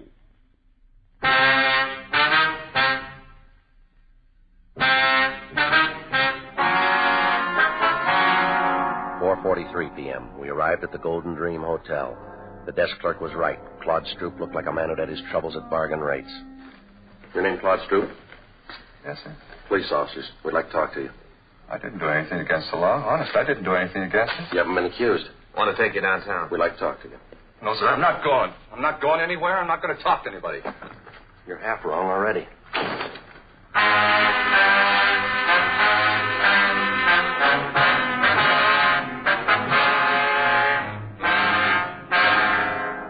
5:15 p.m. We returned Stroop for interrogation. He kept his word. He refused to talk. 6:05 p.m. Frank called Fay, told her he'd be a little late. Stroop didn't move for a whole hour. He sat and stared, but he didn't talk. 6:40 p.m. We got a final report from pawn shop detail. The shops were closed. There was no statue. Stroop still hadn't talked. Don't you ever want to go home, Stroop? If I was to talk, you wouldn't let me go. Depends on what you'd say. I'd say it wrong, and I wouldn't get home. You won't this way either. I'd like to go. You can bet on that. This is the 7th year we had the program, and I never missed a one. Not a single one. Why don't you tell us what happened, Stroop? How would I know you'd let me go? You wouldn't. I might as well anyway. All right, what happened from Mass on? Well, there was Mass. I came out and started down toward the hotel. Back up. I left my stuff at the hotel, and then I picked up George's car. I didn't steal it. He said I could have it any time I wanted. Only this time I didn't ask him. I took it and started out. Yeah. I should have asked, but I just didn't. I went over to Grand Avenue for the Christmas bulbs, for this fella sells them secondhand. It was coming out of the lot that I did it. Yeah. The bumper must have caught the other car. Didn't leave too big a dent, but there was this long scratch. I got out and tried to wipe it off with my handkerchief. You know, spit on it like. Only it didn't do no good. I didn't think anybody saw. I don't know how you fellas found out about it. I'll check auto records. Right. Stroop, we didn't bring you down here to talk about that. You didn't? No. There's a statue missing from the church. The statue of the child Jesus. You mean I took it? You took a bundle out of church? Yes, sir. That was my other pants for the program tonight. I had a place sewed up and there was a button on it. You can check. But I wouldn't take a statue. I don't think you would either. He's clear at auto records. Go on home. For the program? You mean it's all right? Good night, Stroop. Good night.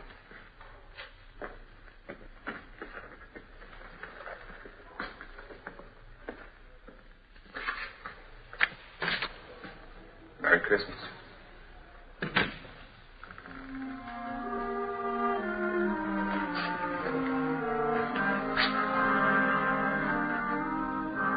Where to? Well, I don't know. We could stay and work on it tonight. Wouldn't do any good. We won't find it. I don't think so. No use kidding the priest. Build his hopes up. Might as well go tell him now.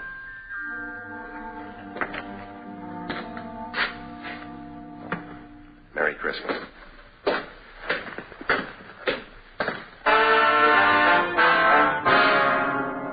"7:27 p.m. We found Father Rojas.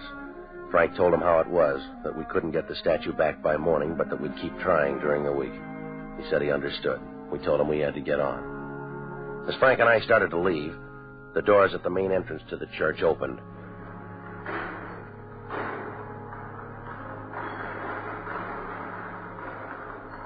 It was a good 200 feet away. It was hard to be sure, but it looked like a small boy drawing a bright red wagon behind him.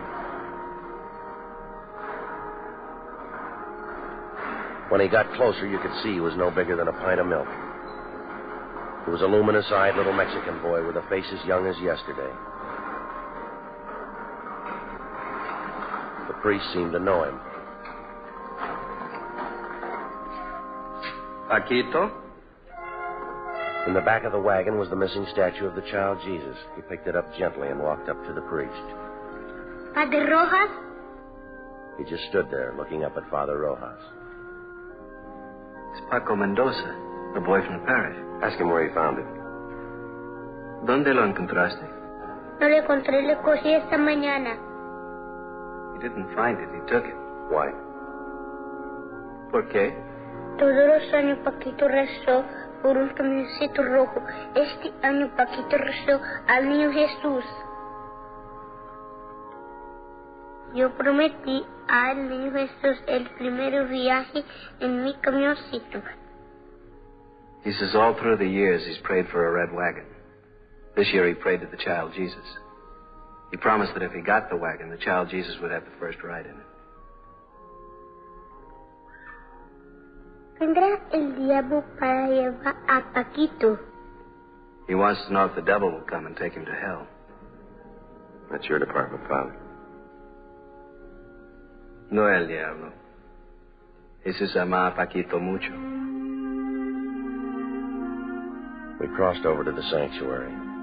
With the help of Father Rojas, the young boy replaced the infant Jesus in its rightful place, the crib in the nativity scene. Frank and I could have been wrong, but the small plaster statues seemed to approve. Mary, Joseph, the wise men, Gaspar, Melchior, Balthazar, the old shepherd, the young shepherd, the peasant. They all seemed to approve.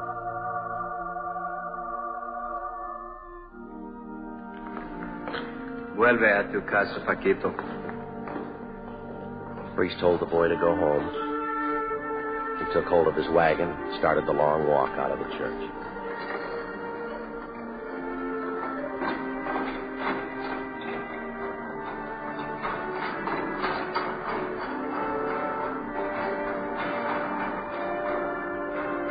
There wasn't much we could say. There wasn't much to say. We just stood there and watched him go. Halfway up, he turned to look back. And he went on out.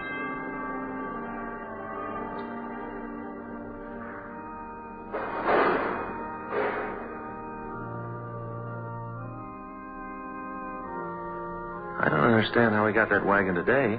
Don't kids wait for Santa Claus anymore? It isn't from Santa Claus. The firemen fix old toys and give them to new children. Paquito's family, they're poor.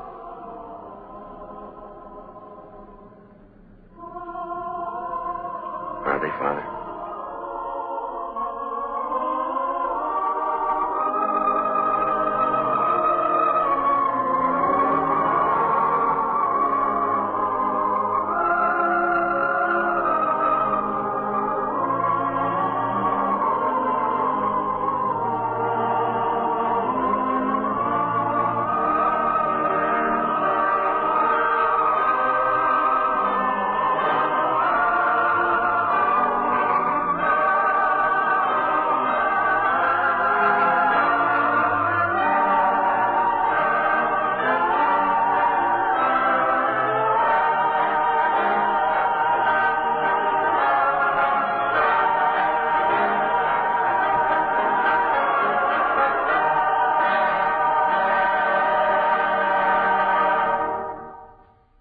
The story you have just heard is true. The names and locations were changed. Ladies and gentlemen, here is our star, Jack Webb. Thank you, George Fenneman. Friends, remember your cigarette dealer will be open right up to Christmas Eve, and he can take care of your last-minute shopping problems with Chesterfields. Chesterfields and the special Christmas carton featuring the covered bridge.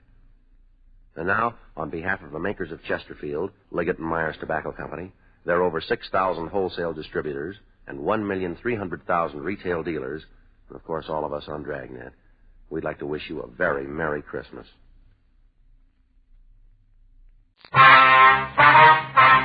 Dragnet. Ladies and gentlemen, the story you are about to hear is true. The names have been changed to protect the innocent.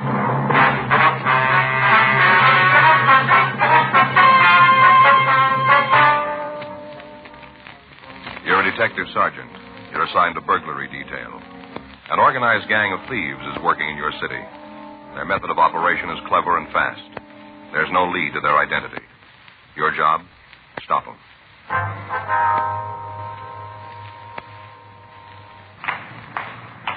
It was Tuesday, May 7th. It was warm in Los Angeles. We were working the day watch out of burglary detail. My partner's Frank Smith. The boss is Captain Bernard. My name's Friday. We were on our way out from the office, and it was 9:46 a.m. when we got to the corner of Beverly Boulevard and Fountain Streets. The Brighton Arms Apartments. 12A, isn't it? Yeah.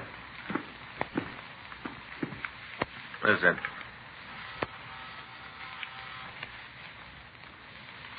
Want to try it again? Yeah. Just a minute. Yeah? Miss Anderson? Yeah, that's right. Police officers. This is my partner, Frank Smith. My name's Friday. Oh, yeah, come on in. Thank you. Thanks very much, ma'am. Sit down. I'll put some coffee on. All right.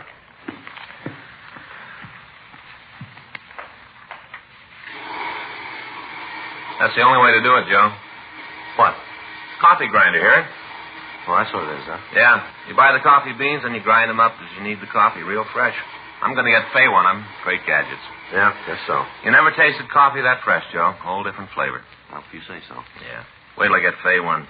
You'll be asked over for the first pot of coffee. That's nice. You got a match? Yes, ma'am. Here. It's about the burglary, isn't it? Yes, ma'am. A couple of questions we'd like to ask. Go ahead. We've got the report you gave the officers last night. Now, this list of stolen property, I wonder if you'd look at it and see if it's right. Here you are. Diamond watch. Yeah. The mink. Yeah, that's it. It's the mink that's important. Took me 3 years working to get that. Sure hope you bring it back. Yes, ma'am. We'll try. Have you got any ideas as to what time the theft might have occurred? Well, near as I can figure, it must have been around midnight. Why do you say that? Well, I got home from work about 11:30. I'm a hostess in a restaurant downtown.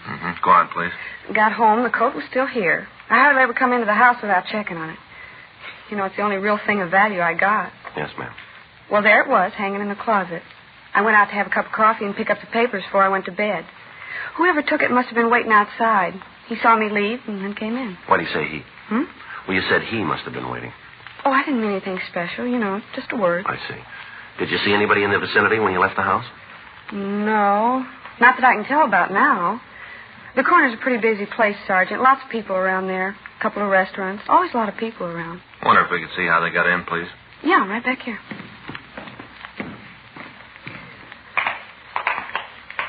Here, you see, they cut the screen on the porch door and then just reached in and opened it. Top half of the door. You had it like this, did you? Yeah, you see, you just flip these two little things and the glass part of the door comes out. Always take it out on warm nights. Anything else in the apartment disturbed? Not that I could tell. Seems that they just went into the bedroom and took the coat. That and the watch and the other stuff. But it's the coat that's important. Yes, I understand. The mink coat means something special to a girl. I told you it took me 3 years of saving before I could buy it. It's a long time to do without things, Sergeant. An awful long time. Yes, ma'am. Well, we had the coat 3 days, and this happens. Just 3 days. Hardly even had a chance to wear it. Is the coat insured? I think so. Ma'am? Well, I just got it. I think it's insured. I have to check with the salesman. I told him I wanted the coat covered. Boy, I just hope it's in effect. Beautiful coat. Just beautiful. Silver blue. Cost me almost $4,000. Come right down to it, that's about $1,000 a day. We have the serial number here for the watch. Now, is there any way you could identify the coat for us? Certainly. All I have to do is look at it. I can tell. Well, yes, ma'am. But is there any mark, any type of label that would help us in identifying? Oh, yeah, I see what you mean. Well, there's a store label. You could tell by that. Oh, that's probably one of the first things the thieves will take off. Well, I suppose so. Well, there's my initials. They can't get those out. Ma'am? I got my initials on some of the pelts. Had it done when I got the coat. Had it marked right on the skins under the lining. My initials, J.A. You could be able to tell from that. Could you draw the initials for us? Yeah. Wait a minute. I'll get a piece of paper. Right here, Miss Anderson. You can use this. Oh, thanks. This pencil. Okay. Well, you see, it's sort of like this. J.A. Like that. Would you draw the coat and show us where the initials are? Sure. You see, here's the sleeve. Then the body part comes down like this. The hem's here, and the initials are right there. All right, Miss Anderson. This is exactly how the initials are. Oh, there goes the coffee. Can I give you a cup? No, thanks, no. No, thanks. Well, excuse me a minute, huh? Yes, ma'am. Do you really think you're going to get it back? Well, we're going to try. Did the men who were here last night get any clues? Beg your pardon?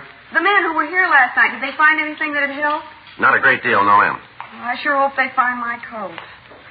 I just hate to think about it. What's that, ma'am? All that time. 3 years working to save for a coat. Then just to have it 3 days. You know how the models in the magazines kind of drag a mink coat along the ground? You know, sort of over their shoulders? Yes, ma'am, I guess so. Well, I just had it 3 days, you know. Yeah. I didn't even learn how to do that.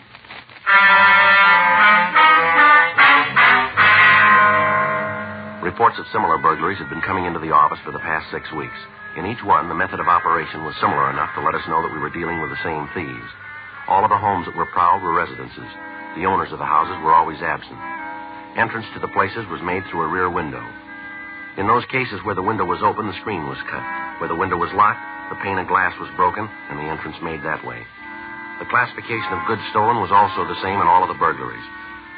Pieces of jewelry, whatever money was found, and fur coats. The only room prowled was the one where the fur coats were kept. None of the valuables in the rest of the house would be touched. Bulletins had been gotten out to all of the pawn shops in the area on the stolen pieces, but there'd been no replies. The MO had been checked with the staff's office, and the possibles that they came up with were checked out. We failed to come up with a suspect. The investigation of the crime lab on the scene had produced no tangible evidence. Frank and I had gone over the burglary reports time and time again, trying to find something that would tie the thefts together. None of the victims were acquainted with each other. They all lived in different parts of the city. The coats were bought from different retailers, and yet within a week of the time the coat was purchased, it would be stolen. Friends of the victims were checked. In most instances, we found that they didn't even know the victim had been in possession of the article stolen. On the night of May 6th, another burglary was reported. Among the stolen articles were a mink stole and a full-length natural mink coat. The coat had been purchased only 3 days before the theft. The victim had worn it in public only twice.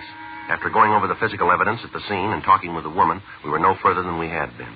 Saturday, May 11th, Frank and I checked into the office. Another one that doesn't go anyplace. Yeah, you want to get the reports out? Yeah.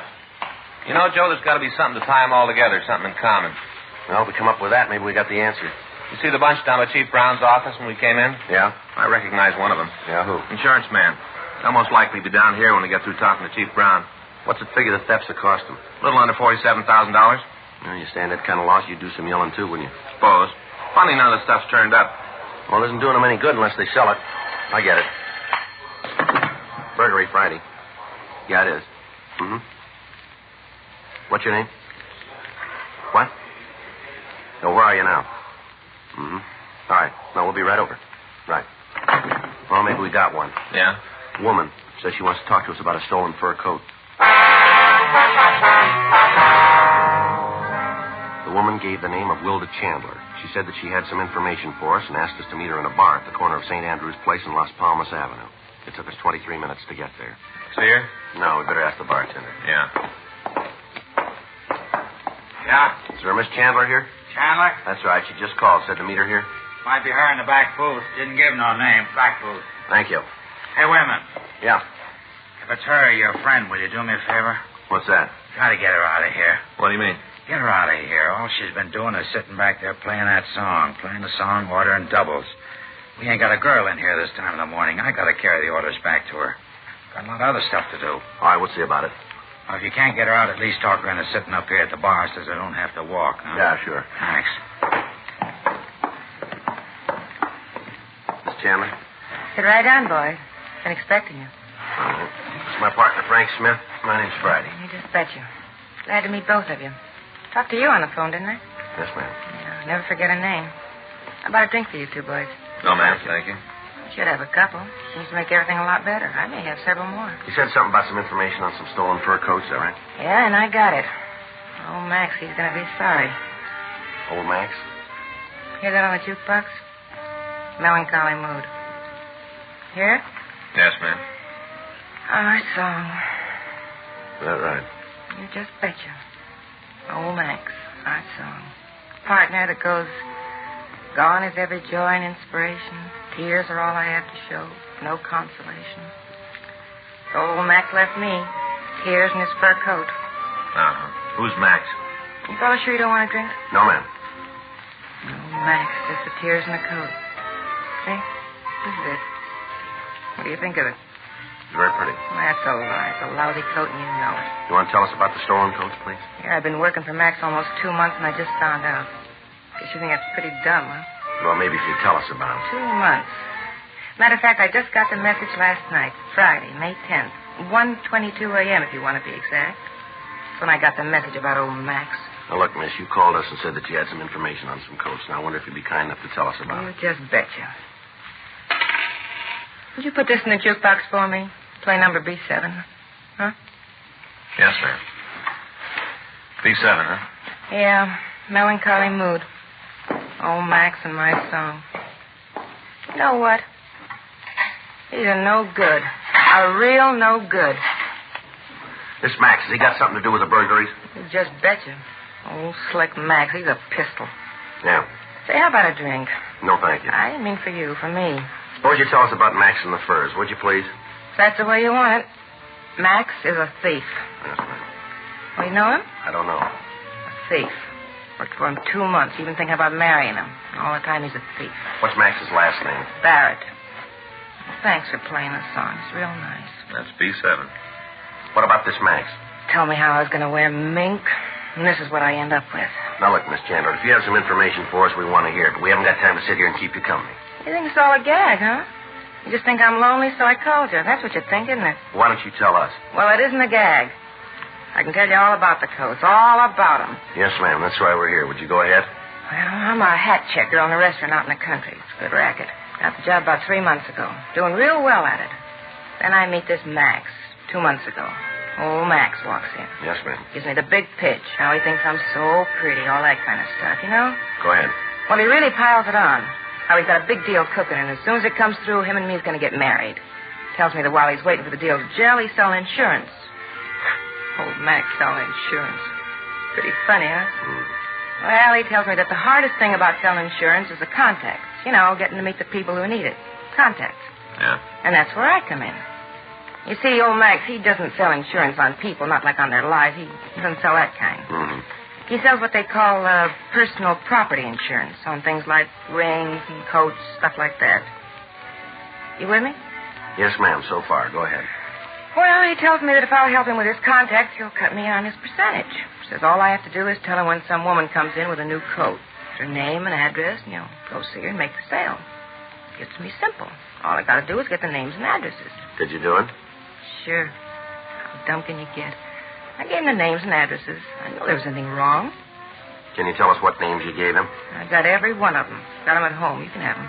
When did you find out he wasn't an insurance salesman? Last night, 1:22 a.m.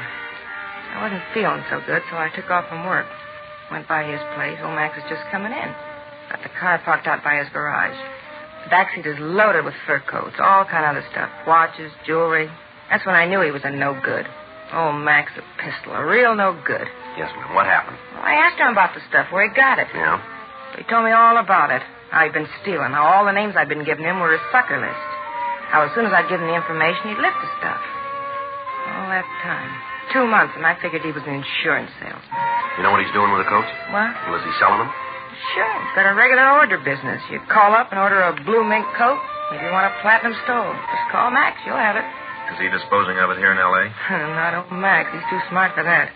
Ships the stuff east. Is that right? Didn't I just tell you it was? You just betcha. Max gets an order, and he goes out and he fills it. Then he gets a hold of some young kid and offers him a trip to the east. Maybe Chicago, Detroit, New York, wherever the delivery's supposed to be made. Gives the kid a plane ticket and sends him on the way. The carrier know what he's doing? Oh, no. Max just gives him a suitcase and tells him where to deliver it. How'd you find out about the operation setup? Old Max, he told me. Said that since I found out, he'd have to cut me in. Give me all the scoop. Barrett ever been arrested? I don't know, maybe. You any close friends in town, do you know? I guess. Never saw none of them myself. You want to show us where he lives? Sure. I want to see him get his. After the way he lied. Ain't nothing too bad for him. Oh, Max, a pistol. He sell all the stolen goods? What do you mean? Well, do you know where the stolen coats are and the rest of the things? Must be in his apartment. Can't think of any other place it'd be. Got to be there. Do you know if he's there now? He should be. He don't ever get up before noon. Should be there. I just want to see you get him. Lousiest trick in the world what he did to me. Yeah, what's that? Oh, that time him stealing those coats. All that beautiful mink. Look at this. Yes, ma'am. It's a very pretty coat. I thought so, too. Take a close look. Old Max gave it to me to show he was on the level. Take a good look. Yeah? All that mink, and he gives me rabbit.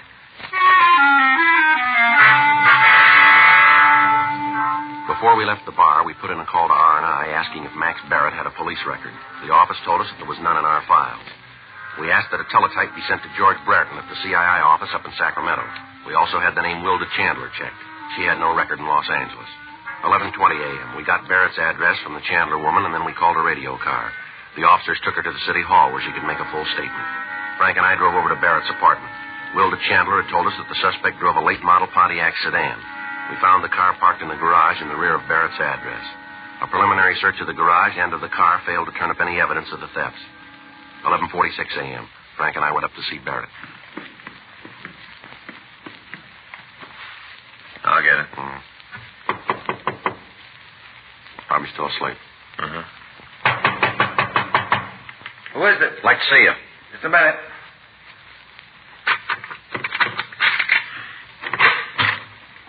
You Max Barrett? Yeah, who are you guys? What do you want? Police officers. We'd like to talk to you. Get out. Hold it, mister. All right, now come on your feet, Barrett. What's this all about, anyway? What are you guys doing breaking in here like this? You want to check the closets, Frank? Right. You got no right to come in here and do this. What are you looking for? I got nothing to hide. You didn't act that way when we came in, did you? How'd I know you were real cops? You read all the time in the papers how guys say they're cops and then break in and rob people. That's what I thought you were. Phony cops. We showed you our identification, didn't we? Well, how'd I know it was real? I never been mixed up with the law before. How'd I know you were really cops? How about it? Place is clean. Sure, it's clean. What'd you expect to All find? right, come on, get dressed. We're taking you downtown. For what? We want to talk to you. Any talking you got to do it here. I'm not going any place with you. You just keep believing that, mister. Now get your clothes on. Come What on. are you arresting me for? Suspicion of burglary. Are you serious? Get dressed. Okay, you take me in, book me. But you're going to be in real trouble, cop, because there's one big problem. Yeah? You can't prove it.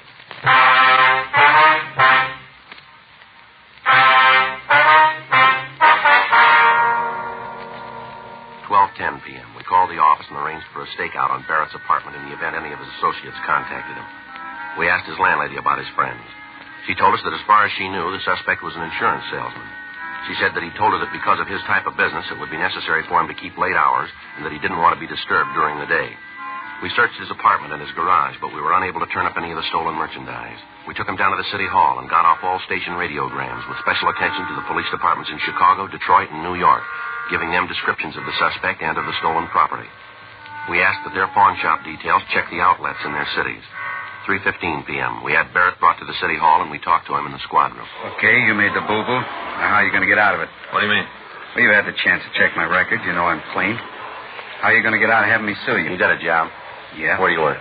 I'm an insurance salesman. What's the name of your company? What do you want that for? We want to talk to him. I don't want you calling them. They find out I'm down here. Before I get a chance to tell them about it, I'll lose my job.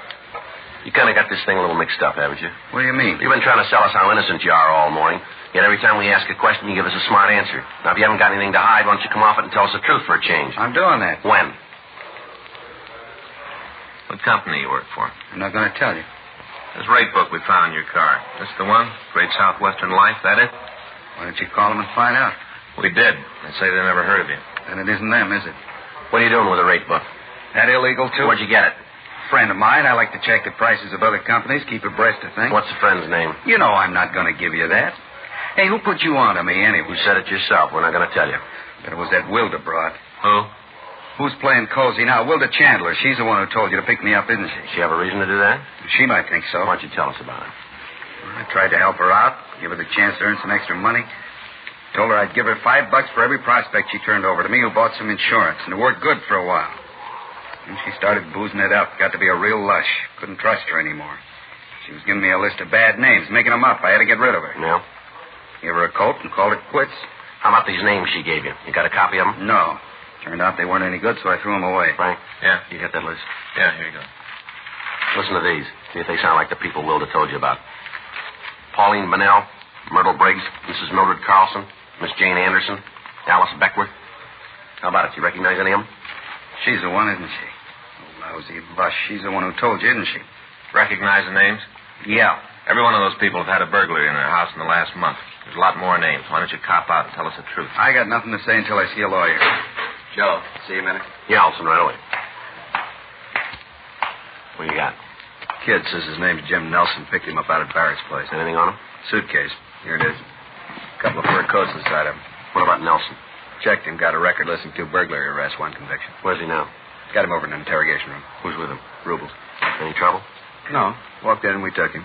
Says he wants to see Barrett. Thought maybe you'd want to talk to him first. Yeah, I do. We'll be right back, Frank. Okay. Let's go. Anything on the coats? Haven't had a chance to check him yet. Brought the Nelson kid right in. Anybody out at Barrett's now? Yeah, we called the team before we left. Okay, thanks. I'll call you. Right. Hi, Rubles. Thanks. All right. Olson, I'll be down the hall if you need anything, Joe. Right, thank you.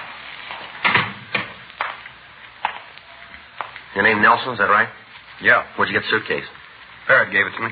When? A couple of days ago. I was supposed to take it to Detroit. What happened? I didn't make it. Got to thinking about how he was willing to pay my expenses back there just to take the suitcase. Got to wondering what was so important. Opened the suitcase, and when I saw what was in it, I didn't want any part of it. Tried to give it back to him. Cops picked me up. Uh-huh. You know where he got the coats? No, I don't want to.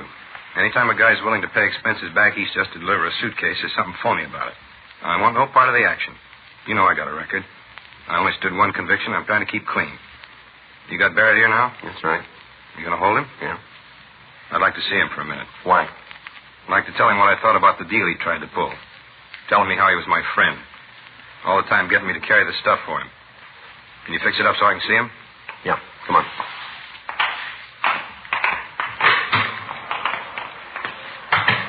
You going to be able to nail him?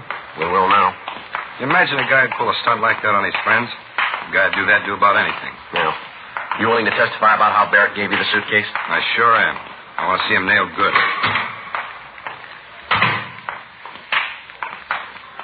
Barrett? Yeah? Turn around here. This friend of yours wants to see you. What are you doing here? Thought I'd be in Detroit by now, didn't you, Max? Just keep your mouth shut. They got nothing on us. Watch him while I get the suitcase ready. Yeah.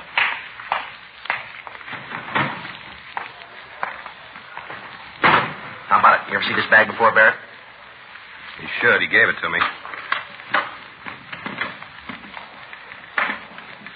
Beautiful coat here. Let's take a look at the lining, shall we? I don't know anything about those. A guy sold them to me. I don't know where they came from. How about it? It's right there, initials J.A. You want to tell us now, Barrett? Barrett? Lousy kid. I should have known better than All right, that. enough of that. Come on, let him go. Let him go. Bust his nuts. Sit down, both of you. Sit down, Barrett. Punk kid. Going good until he stuck his nose into it. All going good. How lousy can a deal get? Well, I wouldn't worry about it. What? You're going to find out.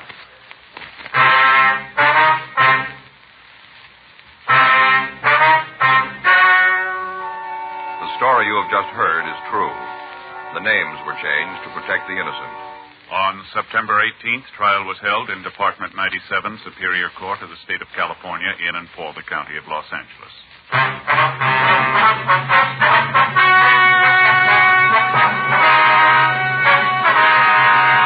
Max Rudolph Barrett was tried and convicted of burglary in the first degree, 4 counts, and received sentence as prescribed by law. Burglary in the first degree is punishable by imprisonment in the state penitentiary for a period of not less than 5 years. His associates in the burglary ring were tried and convicted of receiving stolen property, which is punishable by imprisonment in the state penitentiary for a period of not more than 10 years. Because of the cooperation she gave authorities in apprehending the suspects, Wilda Noreen Chandler was released from custody. Dragnet is a presentation of the United States Armed Forces Radio Service.